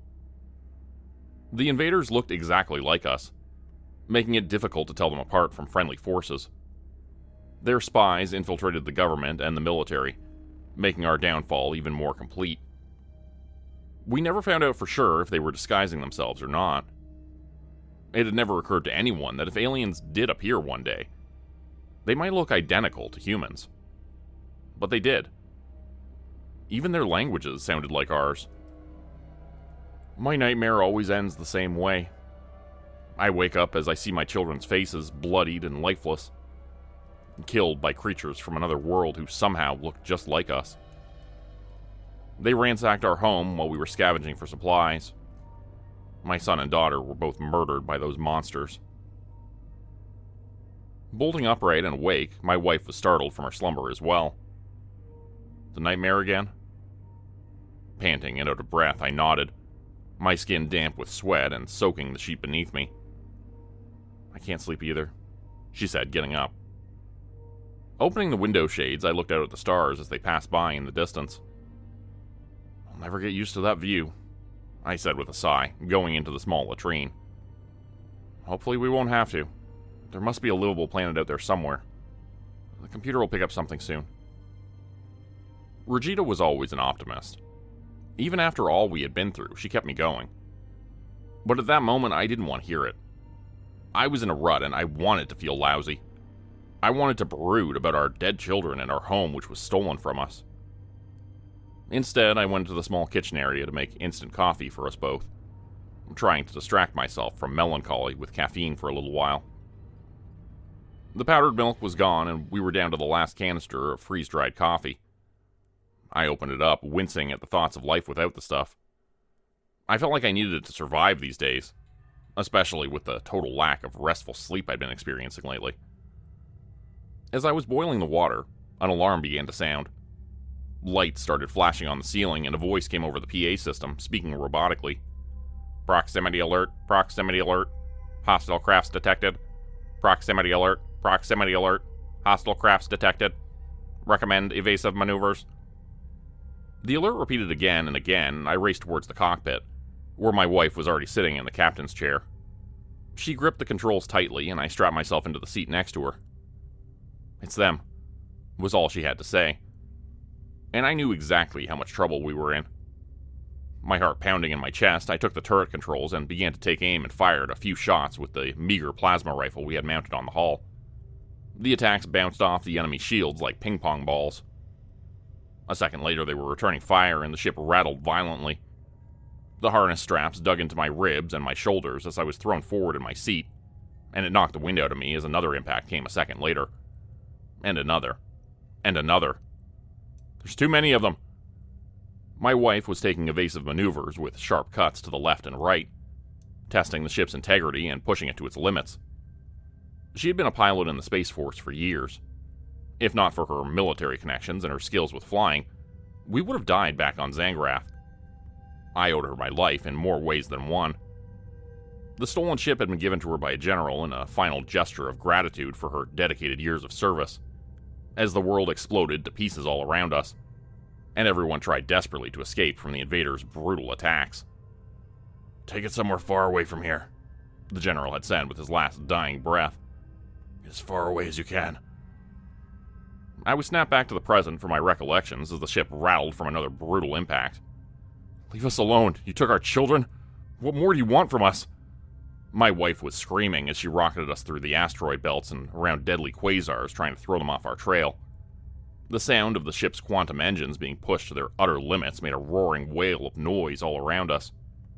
I felt that my eardrums would pop from that horrible noise. If not from that, then surely the exploding blasts of missiles crashing off our shields would deafen me for the short remainder of my life. "We aren't going to make it," she said, looking at the displays with desperation. "I'm going to do something a little crazy here. Do you trust me?" I nodded, telling her of course I did. There was nobody else in the universe I trusted besides her. That was when she banked sharply to the right and began to head straight for a black spot in the distance. Now, nothing is truly black in outer space, as you realize when you've been flying at warp speed for long enough. Every dark spot is actually a multitude of stars shining back at you, and as you draw nearer to them, you see them clearly. One by one, they emerge from the abyss. But this was actually pure blackness I saw as we got closer. This was no shortcut. This was a black hole. The long death. The spaghettifying domain of a dead supermassive star. "Honey, what are you doing?" She looked at me, her eyes wide and fearful, tears beginning to well up within them. It looked like she was about to apologize for something. Or she wanted to. "I never had time to finish my research. Remember, I had a theory about black holes. That if you fell into one, you won't be killed. Instead, you'll be transported somewhere else. Far, far away." What she was saying sounded impossible. Despite my faith in her, I was terrified. Everything I had ever learned about black holes told me that we would be annihilated by it. That we would be stretched out and spaghettified by it. That time would stand still as we died a million deaths over an eternity of pain and endless suffering. "Regina, what if you're wrong?" She looked at me with resolve in her eyes. "We'll die either way." I was about to say that one death didn't involve being stretched out into noodles and dying over a million years in a time void with no oxygen, but it was too late. We were already getting close enough that it began to pull us in. The ship started to quake and shudder as the proximity sensors stopped blaring and new alarms began to sound instead.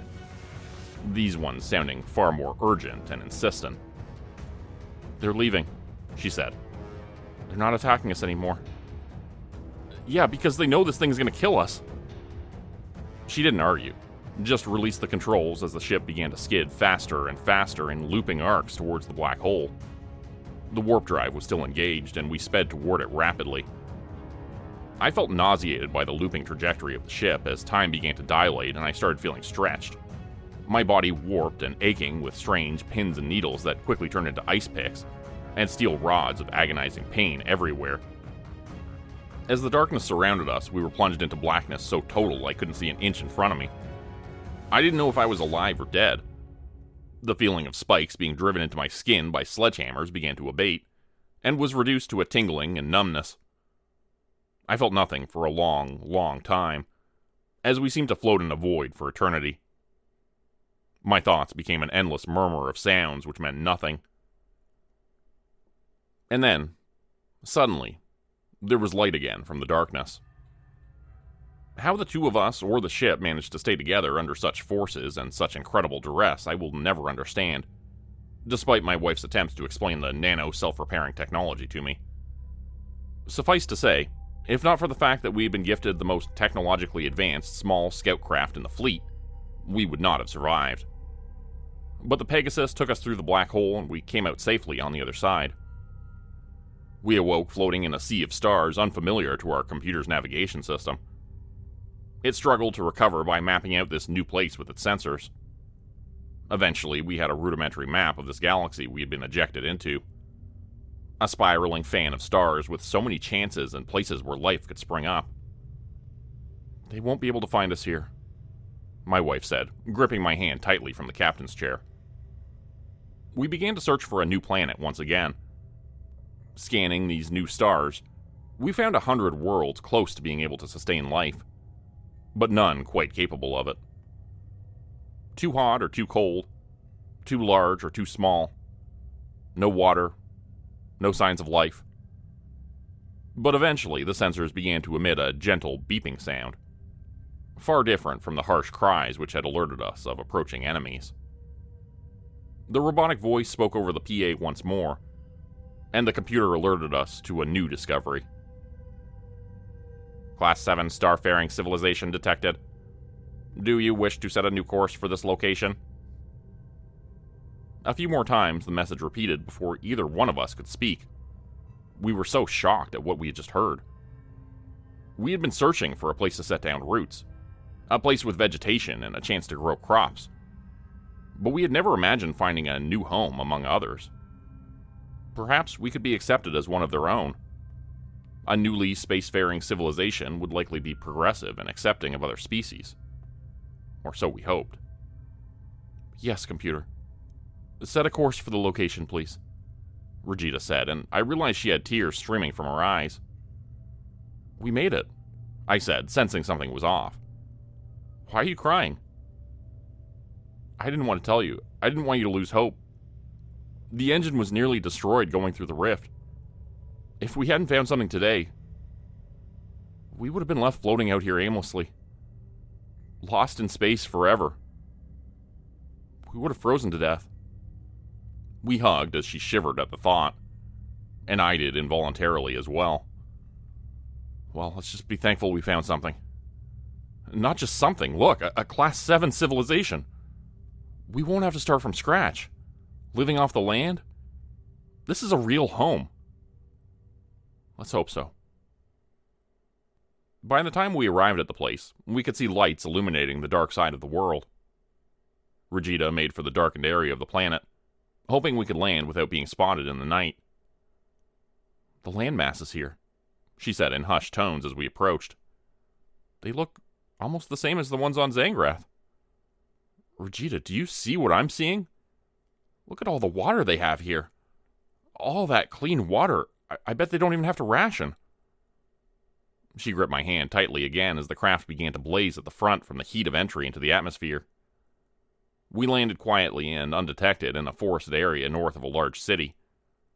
After hiding our ship as well as we possibly could, we began to venture on foot towards the metropolis you call Toronto. It will take us a while to get there, but we're still too nervous to attempt bartering for a ride from an Earthworlder, although we have encountered quite a few. At one point as we walked down the side of the road, heading south towards the big city, someone stopped their vehicle and rolled down the window to offer us a ride. We had been seeing signs which said, Toronto 100 km, Toronto 72 km, Toronto 50 km, as we got closer. You folks need a lift? The man said. Not safe to be walking on the side of the highway. He had a bushy red beard and short hair, wide shoulders and a thick neck. In short, he appeared quite capable of incapacitating us both and murdering us in cold blood. Or he could have also passed for my uncle. It was impossible to tell the difference, I realized. Unable to speak. My mouth was hanging open and I backed away from the truck window, terrified for reasons I couldn't articulate or even fully understand. The man drove off a few seconds later as my wife was unable to suppress her own horror as well. We were both somewhat surprised to find that you all looked just like us. And subsequently, just like the invaders who killed our children and brutalized our planet. In fact, we're both terrified right now that you could be the latter of the two species. One of your kind left this black rectangular device on a table in a food-eating establishment. And so I picked it up and began looking through it, claiming it as my own in accordance with Zangrath's finders keepers, losers weepers laws. We're desperate, so we may need to sell it for sustenance. But for now, I will peruse it for more information on your kind, to learn what type of world we have landed on. I sincerely hope it's a good one. The wind came off the water raw and salted, and I stood with my hands on the rail and let it scour my face. For 5 years, it had been all the company I kept. Below my feet, the deck plates of the Odyssey shuddered. The Pacific rolled out to all compass points. A single sheet of hammered lead under a bone-white sky. I squinted at the horizon. It was out there. A speck that was slowly coalescing itself into shape. Ethel's Rock. An unspectacular name for a place that, according to our satellite data, had never felt the tread of a human foot. See anything, Leo? I turned. Captain Harlock stood there, framed against the wheelhouse. The years had worked his face into a mask of sun-cured leather, and his eyes held the pale, washed-out blue of a winter sky. Just the usual, I said. A whole lot of water. You'd think the planet would have run out by now. He made a sound in his throat. She's always got more to give, my boy. And always got more to take. Then the weight of his hand fell upon my shoulder. A graven thing of bone and callus. Come on. Eris is about to give Marcus an aneurysm over a card game. I followed him into the galley. There, Eris Thorne was canted over the meager table, his spare form a study in bone and angled cloth, and all of his attention given to the matter at hand. He held a playing card forth in the gray light, pinched between two long fingers. "It is a statistical improbability, Marcus, that you would draw a third queen," Eris said, and his voice held no humor, but was the same flat and measured tone with which he would pronounce a man dead. The boy Marcus pushed a clod of nuts into his mouth, and chewed with a grin that took up his whole face. He was young, and held a certain faith in the surety of wires and numbered things, and all the bright new arts of the world. "It's called skill, Doc. Something you can't measure with a caliper." Riggs, our security for this mission, was set apart from them in the gloom, with a rifle broken down across his lap. He worked a dry cloth over the blued steel of the barrel, though it already held a dull perfection. He said nothing and did not look at them, but his presence in that place was a hard fact. He was a man made for a single purpose, and this purpose had scoured him of all else, and he sat there like some grim idol in his own dark chapel of violence. This was our crew. 5 men in a ship on the edge of the world. I was a senior field surveyor, which was a dignified title for what I really was. I worked for a company called Athelred Geospatial and Ecological. In short, we were corporate prospectors, pioneers for hire. Governments, or men rich enough to be governments, would hire us to put our boots in the final blank spaces on the map. The virgin lands. We took their measure, soil and water, what grew from the one and what swam in the other, cataloged it all, and reported, finally, that the land was empty. Some wanted these islands to wall off and sell access to. Some wanted a reef to hide a yacht behind. Others, I did not ask. It was not my place to ask. Our job was not to question the why, only to confirm the what, and more importantly, the what not. The what not was always the same. Man. In all our years of this work, the one thing Riggs was paid to find was the one thing he'd never had to look at through his sights. Harlock's voice came through the dark of the wheelhouse, where he watched the slow accounting of the depths on a screen. "Approaching the shallows. Landfall in 2 hours, give or take." Eris slid the worn cards together and set them aside. "The biomass readings were extraordinary," he said. "A completely isolated ecosystem. Think of it, Leo. Flora and fauna that have never been cross-contaminated. New species. Maybe even a new genus." And the island itself grew before us on the far edge of the sea, and rose up a stone of ancient green. The sea broke against its foundations, in a white fury. A high, thin whine started up, as Marcus sent his preliminary drone aloft. "Signal's clear," he said, his eyes glued to the screen in his hands. "The topography looks aggressive. Central plateau, just like the initial scans showed. No visible structures. No smoke. No signs of anything man-made." "Wildlife?" Eris asked. "Hard to say from this altitude. It's dense. I'm getting a few thermal signatures, but nothing big. Lots of avian life concentrated on the sea-facing cliffs." We found a breach in the western wall of the island. A dark cove where a line of offshore skerries stood against the sea. The beach within was a wound of black volcanic sand. It was the only way in. Harlock and Riggs took the first crossing in the dinghy, as a kind of grim assay of the place. We stood at the rail of the Odyssey and watched them go, their small boat receding upon the gray water, until it was only a mote crawling toward the immense and silent shore. They were gone for an hour. Then the radio gave a crackle of static, and Harlock's voice came across that emptiness. "Beach is secure. Looks stable." We gathered the gear from its cases. The GPS transponders, the satellite phone, the solar chargers, and all the empty cases. And then we followed them into the keep of the island. My boots made a sound on the black sand like grinding glass. The moment I stepped out, a silence fell over me and pressed in. It was not an absence of noise. The sea still hammered the outer rocks, but a presence of quiet. The jungle, which began not 100 feet from us, was dead silent. No insect chitter, no call of a bird, nor rustle of a beast. Odd, Eris murmured, stopping at the edge of the tree line. He polished his spectacles on his shirt hem and stared into the wall of green. A jungle that vibrant, you'd expect to hear something.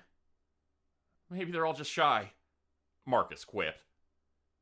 We spent the afternoon on a short tether from the beach, laying a base camp and a preliminary survey grid.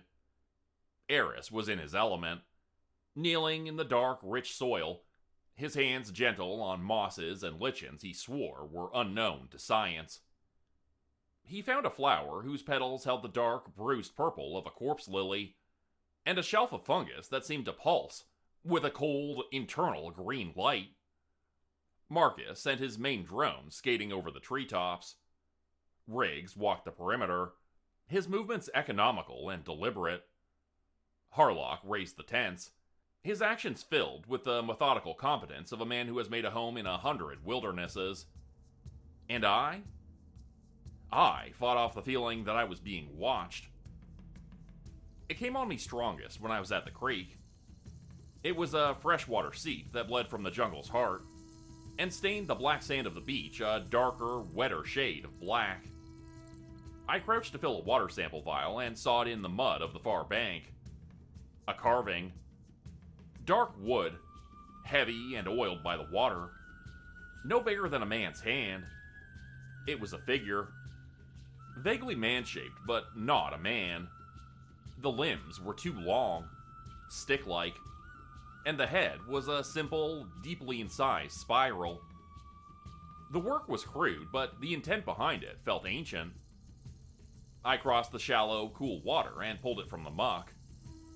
The weight of it in my palm was cold and solid, unexpectedly heavy. I meant to call out, to show the others this clear proof that we were not the first. But a strange reticence took hold of me.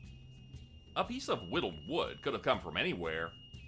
A relic lost from a passing boat, scrubbed clean by 1,000 miles of sea and time. It could be nothing.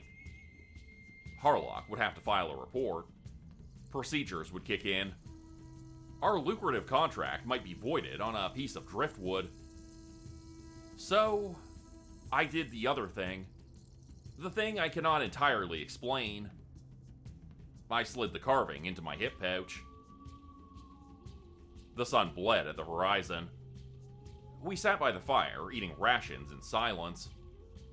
Eris spoke of his specimens, but his excitement was gone, drained by the island's dead quiet. Night fell, total and crushing. In my tent, nylon the only barrier, I heard it. Faint, deep, slow. The beating of a drum. I opened my eyes. The sound vanished. Only the sea and Eris's breathing beside me remained. I couldn't tell if I dreamed the sound or not. I unzipped the tent. Riggs sat on watch, rifle across his lap, a silhouette by the dead fire. I zipped the tent back and wished for warning. Dawn came grudgingly. Harlock stretched outside his tent. "Sleep well?" he asked. "Felt like a tomb," I said. "Did anyone hear anything last night? Like a drumbeat?" Harlock paused, eyes narrowing. "I thought I heard something. Around 0200. Figured it was the generator or waves. You heard it too?" Marcus crawled out, ashen. "I heard it. From the center of the island. Creeped me out." Eris followed, only nodding. He knew that beat wasn't natural. Riggs was unmoved. "I heard it," he said, flat. "Sat and listened for 2 hours. One drum. Slow. From inland. Then it stopped." One word stuck in my mind. Inhabited. "All right," Harlock said.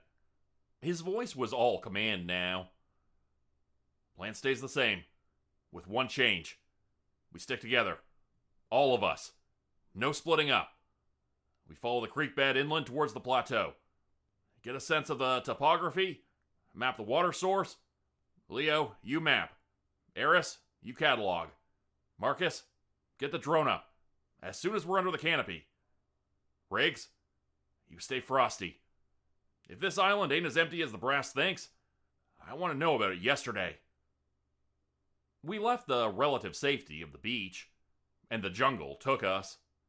The trees were old and vast, their crowns a woven roof that sealed out the sky and plunged the world into a perpetual green gloom.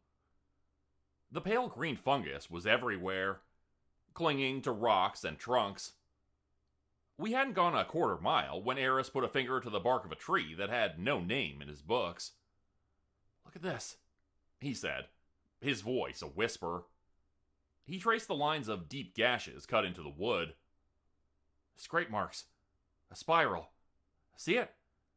Almost identical to the patterns of some Neolithic standing stones in Orkney. But these look fresh." It was the same spiral as the idol I carried in my pouch. A cold sickness began to turn in my gut. We went on, deeper into that green twilight. Marcus fought for a signal, tilting his controller at the oppressive roof of the world, walking in circles. He moved toward a small break. "Got it. There's a gap. Sending her up." The machine's whine rose, and was quickly swallowed by the immensity of the forest. On the small screen, we saw the gray-green, monstrous hide of the island. "I've got... Wait," Marcus said, leaning into the screen. "There's a dead zone, straight in the middle, like a perfect circle of static. My drone sensors are getting fried. Magnetic interference, maybe? No, it's not..." His words were cut off. The image on the screen died, replaced by a blast of white noise. "Shit! Lost the signal. It just went dead." His thumbs flew over the controls. "The drone isn't responding to return home protocol. She's gone." The drone, our eye in the sky, was gone, lost to the island's blind heart. An hour passed. The creek bed devolved into a trough of sucking mud. Riggs walked point, his M4 held at a low ready. Suddenly, he stopped. He raised a hand in a silent, clenched fist. We all halted behind him.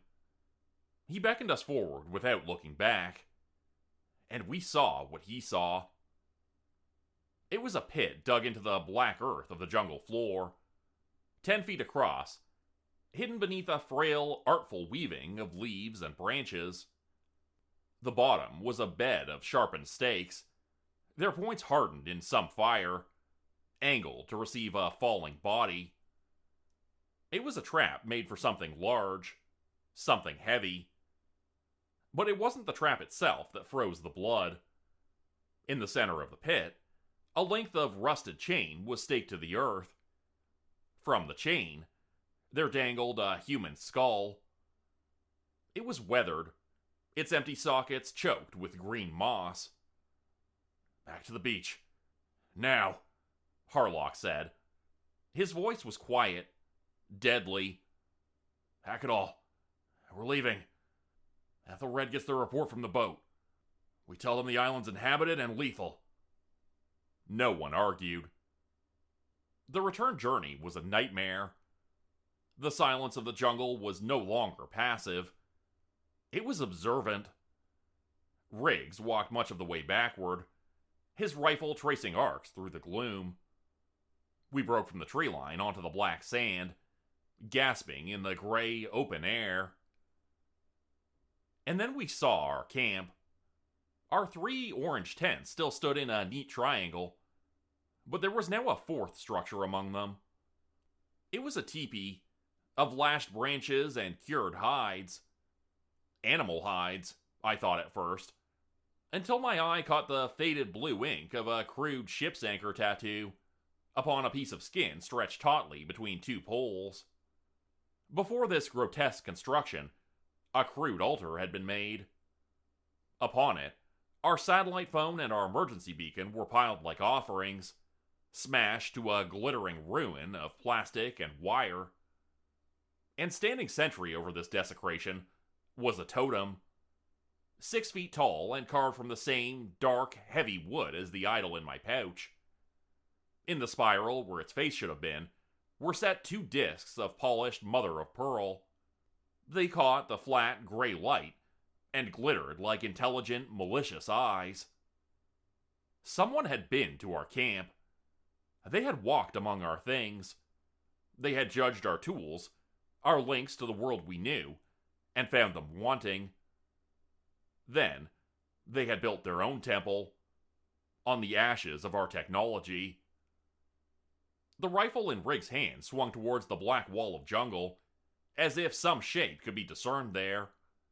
But there was only the trees and the dark between the trees. Harlock stood with his seaman's certainty scoured from him. What was left was only the face of an old, frightened man. "Get that thing down," he said, his voice thin and hollow against the ceaseless crash of the waves, gesturing to the tattooed hide. No one moved. We just looked at the sheet of flayed skin, the faded blue anchor, a horrifying testament to the man it had been stripped from. The wind stirred it, and it seemed a thing of ghastly life. "Marcus," Harlock said, the command back in his voice. A splinter of it, anyway. "Get a fire going. A big one. Harris, get the medical kit. Make sure we have everything ready to go. Leo, help Riggs fortify this position. Use the supply cases. Whatever we have. They funneled themselves through our camp once. If they come at us again, they'll come from the trees, onto this beach. We'll have a clear line of sight." Reluctantly, we put our hands on their totem, on the cured flesh. A profanation we were made party to as we tore it down. We built a low wall from the hard cases of our gear. The great spiral-faced totem we left where it stood. We had no strength to move it. Its mother-of-pearl eye stared out at the sea, a silent witness to our folly. The sun went down. It did not set so much as bleed out, and all the warmth of the world was drawn away with it. The fire Marcus built was a roaring, hungry thing that tore a hole in the coming dark and cast our shadows long and dancing against the black sand. The tree line was a solid wall of black, empty. Riggs stood behind our low wall, as still as the rock around us. Harlock tended to the flare gun, counting the 3 shells. Eris sat staring into the flames, muttering the Latin names of his specimens. And I felt the weight of the idol in my pouch. The darkness became absolute. The silence of the jungle returned. And then the drums began. They were closer now. They rose not just from the center of the island, but from all sides. Then a wail began. A high, thin sound that was the shape of a human voice, but held nothing human in it. It climbed and fell on a scale of wrong notes. A dirge and a battle cry sung as one. "Oh my god," Marcus whimpered. "What the hell is that?" "That isn't a human voice," Eris said, his voice shaking. The scientist in him vanished. "The pitch? The resonance? It isn't being made by human lungs." physiology is wrong. It's impossible. The drumming, I hissed. It's what I heard before. But this is new. Sounds like they're gutting something, Harlock muttered grimly. Like they're hurting it. Slow. Misdirection, Riggs said, his own voice low and shockingly calm. All this noise is to fix our attention on the jungle. To make us look in one place. Misdirection? Marcus shrieked. Who gives a fuck about our attention? Do you seriously think what we're hearing right now is anything remotely human? Riggs didn't turn. His head gave a single, almost imperceptible shake. No, he said, his voice flat. I don't think so. But it wants us to think the threat is coming from the trees. And then, as if on command, the wails and drums stopped. Abruptly, we waited. The fire crackled and spat. In the black wall of the jungle, the pale green fungus began its cold, slow pulse. Marcus shot to his feet, a wraith in the firelight, his face a pale oval of pure panic. I gotta take a piss, he stammered, his body visibly betraying him. No, Harlock snarled, grabbing his arm. You'll do it right here. He jammed a thumb over his shoulder at the open sand behind them. 10 feet away, where we can see you. Nobody leaves the light from this fire. Nobody. Marcus stumbled to the edge of the light, his shoulders hunched. He turned his back to us and faced the black water. The drum started again. 1, then 2. The wails joined in. They quickened, rising to a singular, piercing shriek. All sound was a wall pointed at the jungle, and we all instinctively looked there, our hearts pounding. We missed the one sound that came from the sea. There was no cry from Marcus, only a wet and heavy thud, as of a dropped sack of meat. Then a sickening crack, like a heavy stick snapped clean over a knee. Then nothing. Marcus? I said into the renewed silence. No answer. The drums and the wailing fell away. Slowly, we all turned. His tracks were clear in the sand, a path from the fire to the water's edge, but the boy was gone. In the place where he had stood, there was a single severed hand. A sound tore from Eris's throat. In that single moment of our shared frozen horror, a shape bled out of the blackness between the trees. It was tall and thin as a starved dog, hung with wet, dripping netting. Its movements were not the fluid motions of a man, but a series of disjointed, bird-like jerks. Riggs swung the rifle toward it, but he had already lost.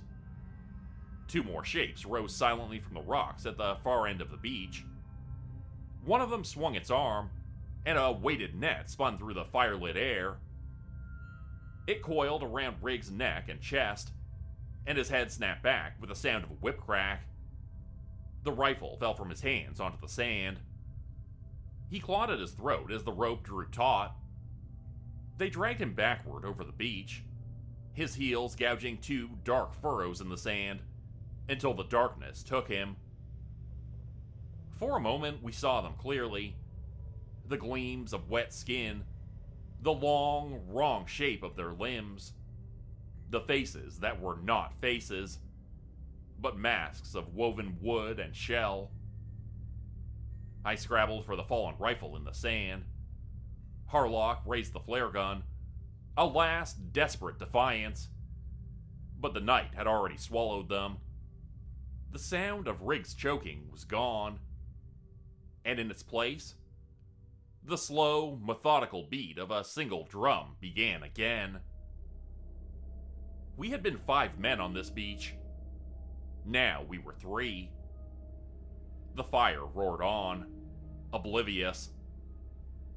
Out on the wet sand, the tide was coming in, licking at the edges of Marcus's hand. Rig's rifle was a dark shape half sunk in the grit. Eris folded in on himself and was sick, the contents of his stomach steaming on the black sand.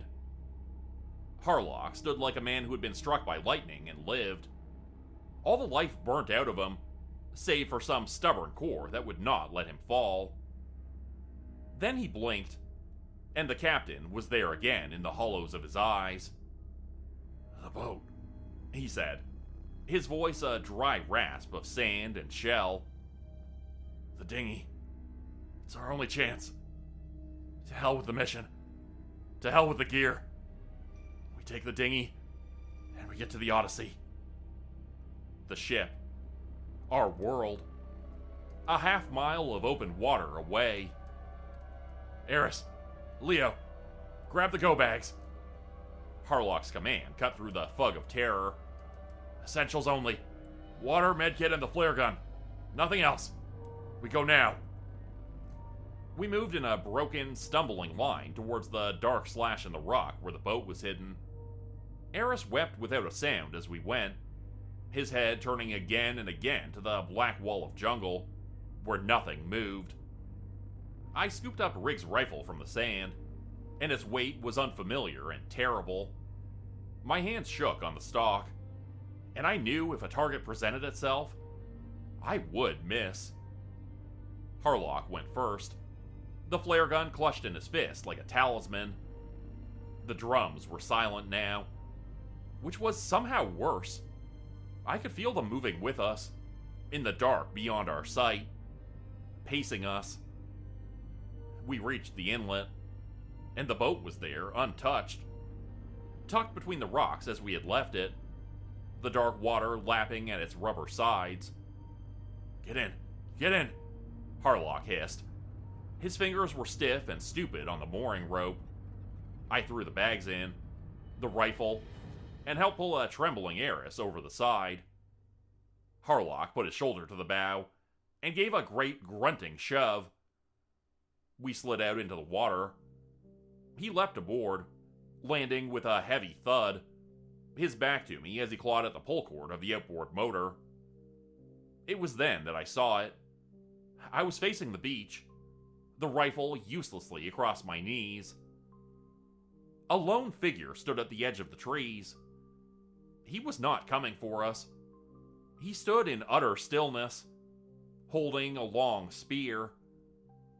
He was watching us go. He was letting us go. "Harlock, they're letting us go. It's a trap," I screamed. But he did not hear me over his own frantic efforts. He gave the cord one great desperate pull. The engine choked, sputtered, coughed, and then it caught. The roar of it was the finest sound I'd ever heard. The boat jumped and we were moving, planing over the chop, leaving the cove and its horrors behind us. Relief came over me so pure and absolute, it was like a kind of death. We were clear. We were away. "The lights. Leo, where are the Odyssey's lights?" Harlock shouted. He had to turn his head and yell it over the engine's scream. My blood, which had been boiling with adrenaline, turned to cold slush. I scanned the dark horizon. There was nothing. "Maybe an electrical fault," Eris stammered, his voice thin. "Short." "No," Harlock said, his voice grim. He guided us out beyond the breakers, where the reef fell away into the deep. "Her backup generator would have kicked in instantly. The emergency lighting is on a separate circuit." We peered out into the night, and then we saw her. Not a silhouette of lights, but a silhouette of black against black. The Odyssey was turned on her side like a dying whale, her deck already drinking the sea. She was going down by the prow into the black water. Even from 100 yards out, we could see the gash in her side. A great, ragged wound at the waterline. Worse, drifting in the water around our sinking ship were other boats, 6 or 7 of them. Crude rafts of logs lashed together with vine. On each raft sat the dark, still figures of the island's folk, their paddles resting across their laps. They watched our approach, their bodies slick and black in the moonlight. They had scuttled our world, our only means of escape, and then they had waited, patient as stones, for us to motor into their killing ground. The figure on the beach had not been watching us escape. He had been sending us out to the net. Harlock killed the motor. The world fell silent but for the groaning of the ship as it went under, and the soft dip and splash of paddles as the circle began to close. We floated in a child's rubber boat under a bone-white moon, surrounded. There was no shore to run to. This was the end of the map.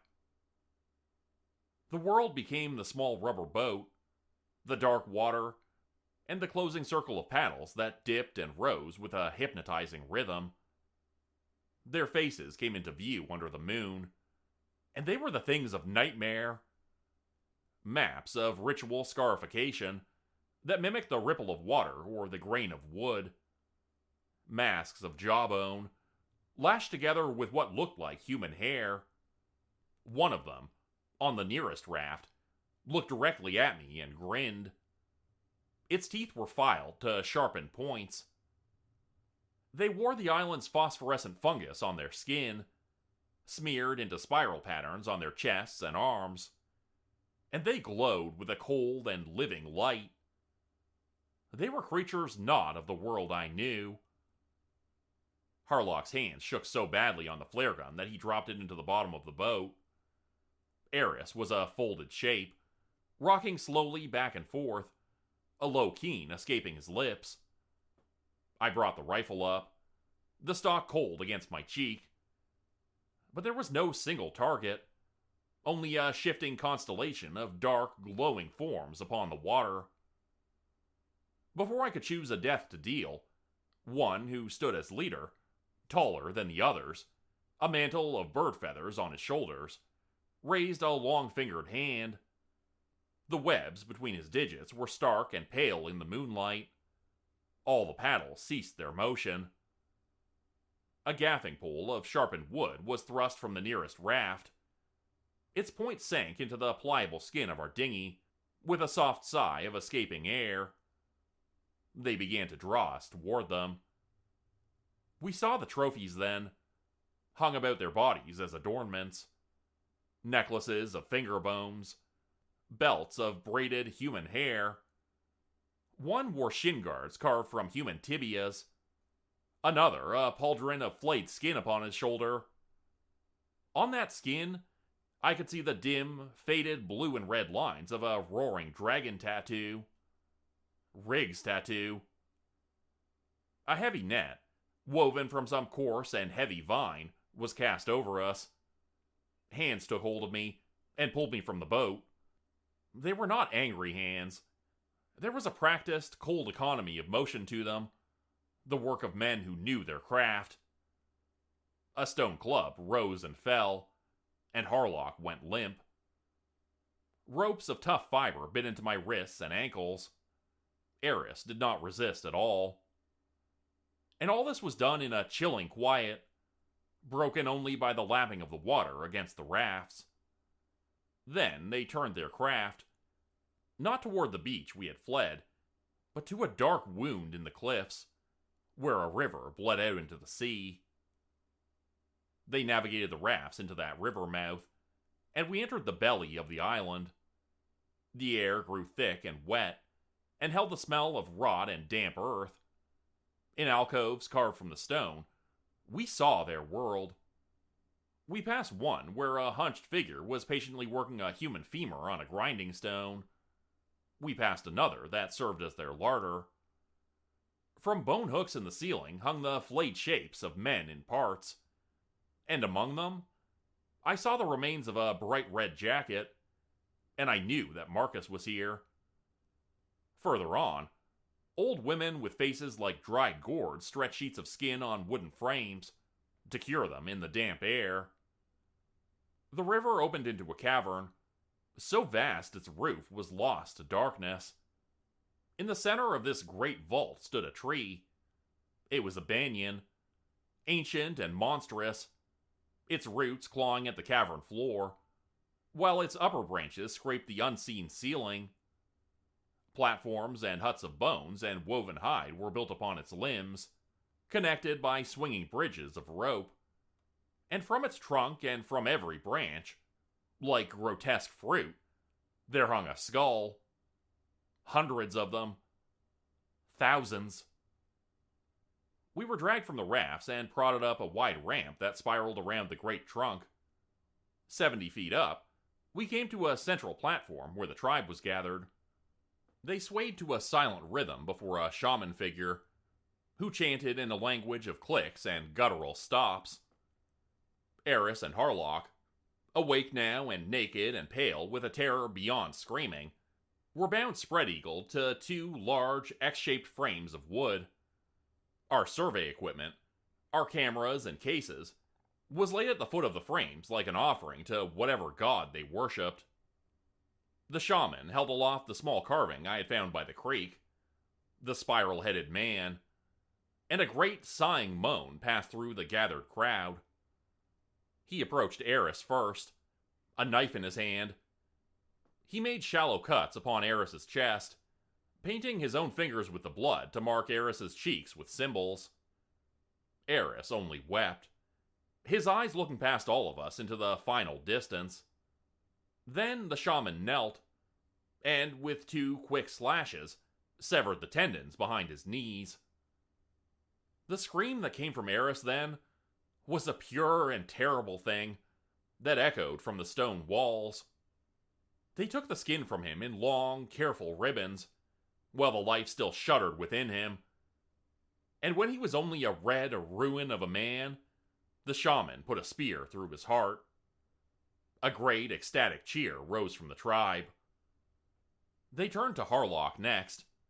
They took a brand from a smoking brazier, a flat stone carved with their spiral sign, and pressed it to his lips to seal them shut. They burned out his eyes. They used heavy stones to break his hands and feet. And my last sight of the captain was of a blind and ruined thing, weeping blood and smoke. Then they raised his frame up, and a dozen spears flew from the crowd to thud into his body. He was dead before the 10th spear found him. They cheered his passing more loudly still. I was next. It was my turn. They came for me and cut the bonds on my feet. I felt their cold, strong hands on my arms, dragging me toward the last empty frame. My mind was a white sheet of noise. A scream began to build in my throat, a denial of the fact that my skull would be soon just another fruit on that terrible and godless tree. They hauled me toward the vacant frame. I was kicking and sobbing, and then I was not. The hot wires of the brain God gives you for fear were burnt away in that moment, and what was left was pure animal rage. They thought I would be another lamb for their altar, but they had not reckoned what an animal will do when it's cornered. I would not die. Not like this. 2 of them had me by the arms. My eyes cast about the cleared ground for a stone or a shard of wood, but there was nothing. Nothing but the hard-packed earth and the bone-strewn frames, and the red work they meant to do. One of them turned to get new cords, and his grip on my arm slacked for a single beat of a heart. It was enough. I let my weight go limp. I fell into the creature's guard, and my teeth found his forearm. I closed upon the gristle there, with a taste of old earth and corruption. He screamed, a high, sharp sound that broke the ordained rhythm of the slaughter. A silence of surprise fell over the tribe. My teeth were buried to the bone in him, and I tore my head away. taking a knot of his flesh with me. I used the violent motion to drive the back of my skull into the face of the second one holding me. I felt the wet snap of bone beneath skin, and he reeled back, clutching at his ruined nose. They both fell away from me, and the world opened up. For a moment, I was a free man, under that dark stone ceiling. A raw cathedral of rage echoed around me. The way down the ramp was choked with their forms, but to the side, a single thick vine, a rope bridge, snaked its way from the main platform toward a lesser hut lodged in the great trunk of the tree. There was no choice in it. To stay was to die. To fall was to die. It was the only way that was not death. One of the tribesmen, recovering from his shock, came at me with a knife. He drove it down and inscribed a line of fire along my ribs, but I caught his arm and turned his own momentum against him. We went down in a tangle of limbs, crashing against a carved wooden pole that stood at the platform's edge. The dozens of smaller bones threaded onto it shattered like dry seeds in a gourd.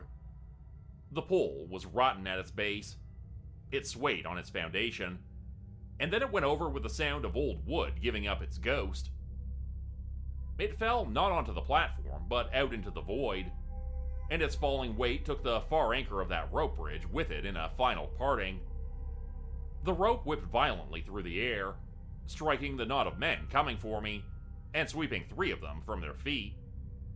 I didn't hesitate. I ran and leaped over the edge. For a terrifying space, I fell, and then my feet hit the swinging rope bridge with a jarring shock. I fought for my balance upon that bucking cord, grabbing for a hold on its rough weave. I looked down into the murk of the cavern floor and I saw it. Amidst a pile of salvaged driftwood and ship's refuse at the water's edge, I saw a block of alien yellow, our emergency life raft. I half climbed, half slid down the rope. My hands were raw and bleeding. A spear cast from above whistled past my ear and shattered on the stone beside me. I hit the floor and my knees buckled. My side was a sheet of warm blood and slick mud. I looked up and saw their dark shapes already swarming down the great tree, moving down the trunk and its network of ropes with a speed that was not human. I had seconds. I lunged for the bright yellow pack and ran for the black mouth of the river. The river took me, in a cold so absolute it seemed to be the very marrow of the stone itself. I kicked out into the black water with the pack clutched to my chest, paddling through a tunnel lit only by the swimming ghosts of strange, phosphorescent fish.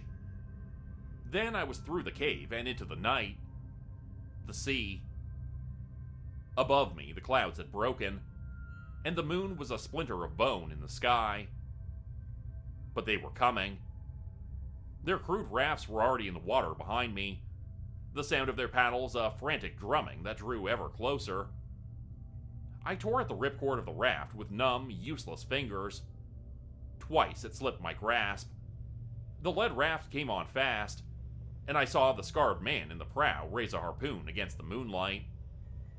With a final, sobbing effort, I pulled the cord. A hiss of compressed air, and the bladder bloomed a sudden yellow wound upon the dark water. I hauled myself over the side as the first spear struck the sea beside me, with a violent splash.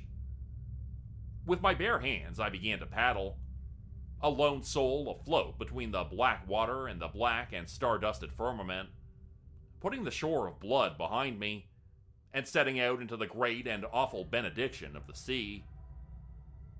I was alive and adrift on the sea, and there was nothing else. Behind me, the great black stone of that place receded, until it was only a rumor on the edge of the world. The shrieks of the painted men faded, and then they were gone. There was only the sloshing of the water against the yielding walls of this yellow coffin. I curled myself into the smallest shape I could upon the floor of the raft. My body trembled with a violence I couldn't control. The faces of the tribe were burnt into the back of my eyelids. The sound of Eris screaming, the wet thudding of the spears into the meat of Harlock's chest. My friends were made into holy relics and into meat, and I wept for them and for myself. The sun came up out of the sea with a terrible beauty. The water was calm. Ethel's rock was gone from the horizon. I took a reckoning of what was left. This raft, this deep red rent in my side, which I packed with a scrap of cloth from my torn shirt. No food, no water. The days and the nights blended into one long, hallucinatory state. The sun burned a merciless path across the sky, and then it was dark. Thirst was the first and oldest god, a patient demon that had come to live in my throat. I would conjure from the sun-scorched theater of my mind the image of a glass of cold water, of water running from a tap, only to have the mirage evaporate into burning salt. Hunger came later, a dull and distant cousin to the thirst. In the crushing solitude between the abyss below and the brass bowl of the sky, my mind began to come apart. I spoke to the dead as if they sat with me. "You should have seen the tide charts I drew up, Harlock," I would say to the empty boat. "Perfectly calculated." I consulted with the Shade of Eris on the tribe's anthropology. "Extreme isolation, leading to ritualistic aggression," I would say to him. But his ghost only stared out upon the water, his eyes full of a sorrow I could not fathom. The specter of Rig stood silent watch on the prow of my raft, and beneath me, sometimes, I could hear the chattering of Marcus's teeth. Sometimes I saw them on the horizon, the dark shapes of their rafts, paddling in the heat shimmer, patient, implacable. Or perhaps they were only waves. The sharks came too, their gray fins parting the water near the boat. They would circle for hours, patient, waiting for the yellow cocoon to finally give up its dead. I did not know how many days passed. The sun had burned my skin away.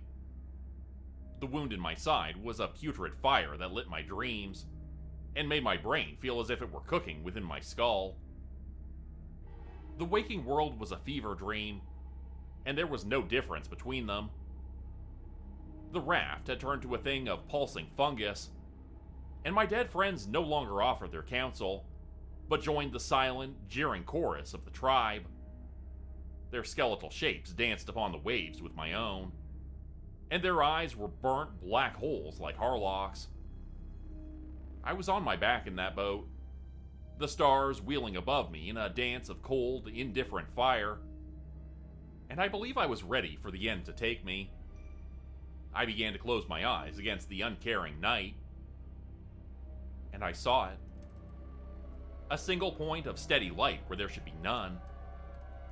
For a long time I regarded it as I had the other ghosts, as a final trick of the dying brain. But the light grew. It did not waver. It blinked at a measured, mechanical pace. With an effort that cost me what felt like the last of my life, I sat up. The world went to black spots before my eyes, then resolved. A freighter, a container ship, moving upon the black water like some great beast of iron, from a world I could no longer remember. Its lights were a city afloat in the darkness. It was sweeping the water, slow and methodical, and a low horn note sounded from it that was the most beautiful sound that had ever been. I tried to cry out, but my voice was a dry clicking in my throat that would not answer my command. But they saw me. A great beam of light cut across the black water and fell upon me. I heard the cries of men in a tongue I knew, distorted by the water, but real. Real tears traced clean paths through the grime and salt and sun scourge of my face. They brought me aboard. I recall the miracle of a bottle of cool water being pressed to my lips, the feel of a clean blanket, and then I passed out. I have a clean bed and food and 4 walls around me. But in the long, quiet hours of the night, I am not in any room. I am still upon the sea, swimming for the river's maw. I am still on the platform, watching the butchery of Eris. I see Harlock and the smoking ruin of his eyes. I am still pressed against the bark of the ossuary tree, and the ghosts of those painted priests stand a final, silent watch over me. The company filed it all as a tragic loss. 5 men, a state-of-the-art research vessel, all lost to a sudden, unforecasted storm at sea. It was a neater story. They gave me money for my trouble, a generous sum paid into an offshore account, and papers to sign that would seal my tongue forever. It was an easier thing for them than to confess that they had charted a corner of hell, and that I was its only soul returned. I carry the island in me now. It is a part of my salt and my blood. I am adrift always on that yellow raft, in the great silent ocean of what I have seen. And in the darkest part of the night, when all the world is asleep and I am terribly awake, I can sometimes hear it, faint and far away, the lonely beat of a drum. My wife is in love with Squishmallows. For those of you who don't know, they're basically these pillow/stuffed animal inventions that come in different designs, resembling animals and aliens, plants and mushrooms, with cute little faces and backstories for each one. They are stuffed and sewn together with a proprietary material that is especially soft and plush. Some people get really obsessed with them, and they've been compared at times to Beanie Babies or other very popular, trendy novelty items. People resell them at a ridiculous profit, because when someone wants a specific Squishmallow, they're often willing to pay top dollar for it. My wife Kathy has 30 of them, stacked on a shelf in our living room, in various designs, shapes, colors, and sizes. But some people have entire rooms devoted to the stuffed creations. The designs are pretty cute, and I'm happy she has a hobby. I buy her a new Squishmallow sometimes when I'm at the store. They sell them pretty much everywhere now, but they used to be more difficult to find. When I tried to figure out what Kathy wanted for her birthday, I got the impression she wanted one particular Squishmallow. She hinted at it, not outright asking. Finding a specific Squishmallow isn't always easy, since some are more rare than others. Apparently the most uncommon ones sell for as high as $2,000. Luckily, she didn't want one of those.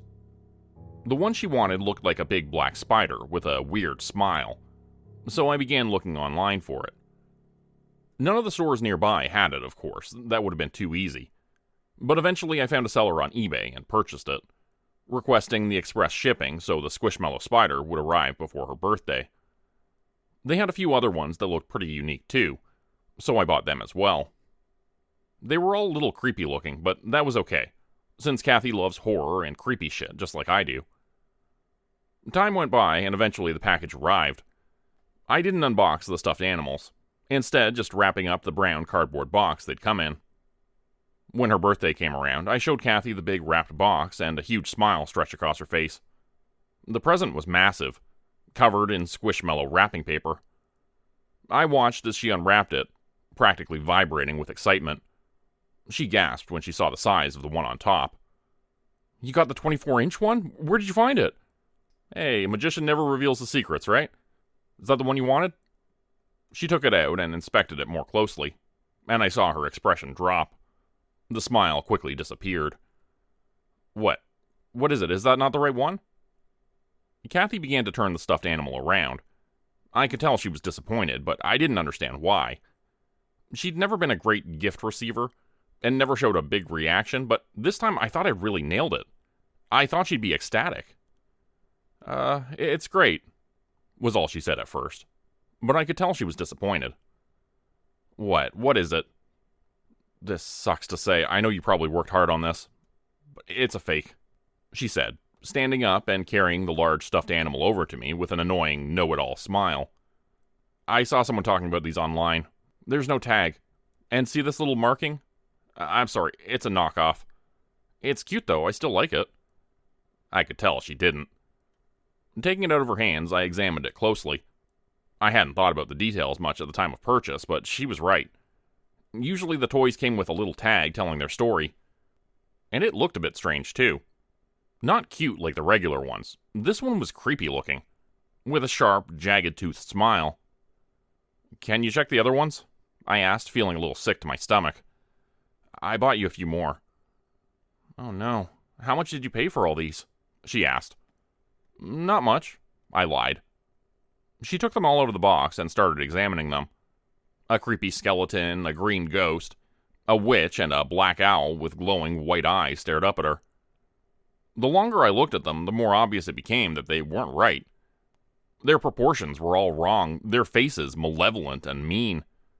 They were actually disturbing looking. There was loose stitching and a few stains here and there on them. One of the stains was brownish red, like old, dried blood. "They're great. Thank you," my wife stuttered awkwardly. "I like them, really. I'll put them up there with the others, on the shelf." "You don't have to do that. I can contact the seller on eBay. I'll get a refund. I'll get you the real ones." No, it's fine," my wife insisted, putting them with the rest of her collection. "They're kinda quirky. It's alright, don't worry about it." She kissed me on the cheek, smiling weakly. "I love them. Really." Weeks passed, and nothing really happened with the Squishmallows. They sat there on the shelf gathering dust, and my wife didn't take them down to play with them or even look at them. It was further proof to me that she didn't like them as much as the others, and I couldn't blame her.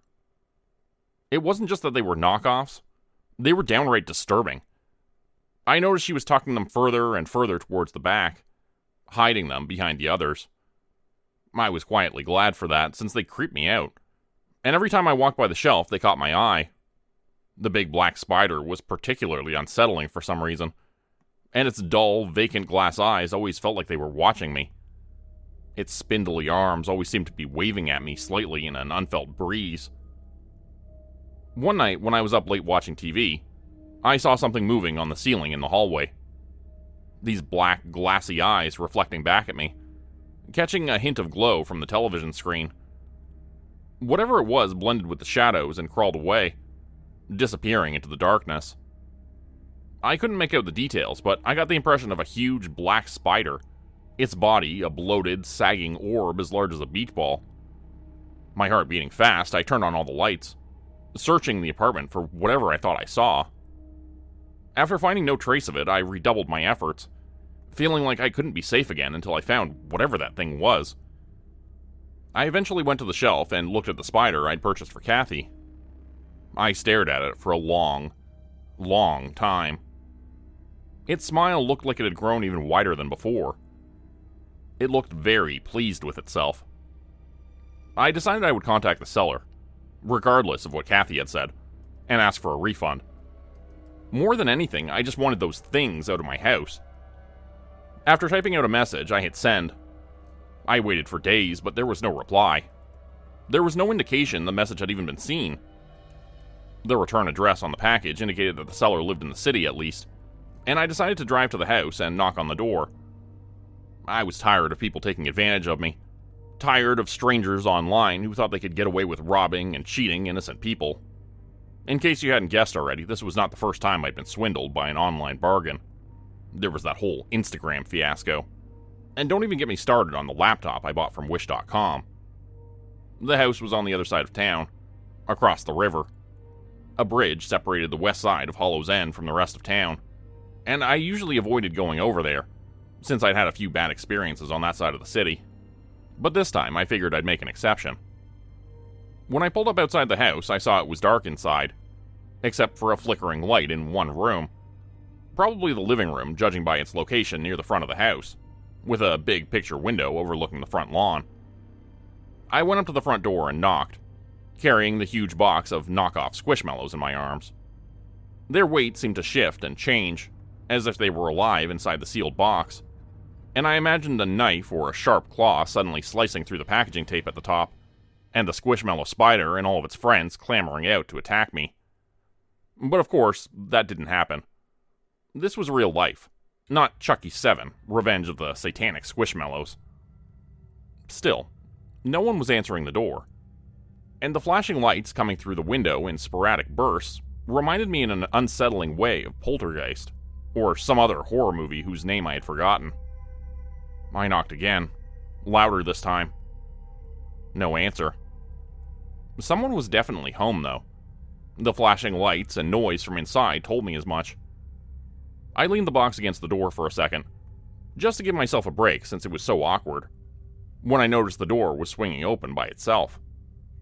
Whether it was just poorly latched or someone else had opened it, I wasn't sure, but I couldn't see anyone inside. All I could see was darkness, and I thought I heard someone speaking from up ahead, in another room. Thinking they might be telling me to come inside, I pushed the door open further and took a tentative step through the entryway, my heart hammering fast. "Hello?" I called out. "Is anybody there?" The voice continued speaking from up ahead, getting faster now, more emotional. It was a man, and he sounded desperate. It sounded like he was pleading for his life. Taking slow steps forward, I walked deeper into the dark house. I didn't even notice when the door quietly clicked shut behind me, and locked itself. As I got closer to the room with the glowing, flashing lights I'd seen from outside, I realized it was the same room where I heard the voice speaking. It sounded even more desperate now. "Please, I'll do anything. I'm sorry." A whispering voice spoke back to him, sounding like it was talking in another language. It sounded angry, demanding. The box in my hand suddenly began to rattle and shake violently, and it sounded like something was stabbing the cardboard box from inside. Something sharp cut my palm, and I dropped the box, crying out in pain. My rational mind was telling me that was a staple, and that the box wasn't moving by itself. There was simply something inside that had tipped off balance. Stuffed animals don't come to life. That doesn't happen. Whatever this is, it isn't happening. "Who's there?" the voice shouted. With no choice now except to come clean, I announced my presence. "Hey, sorry, I didn't mean to sneak in. Your door was open. I thought I heard voices in here. I bought some Squishmallows from you online, and..." Everything happened all at once after that. I went through the doorway, and as I did, I saw the portal in the center of the living room, glowing blue and flashing. It was swirling and pulsating with light, hidden behind clouds that were being blown around violently in a vortex. I took a step backward, and something crawled out of the portal on all fours. It looked horrifying and wrong.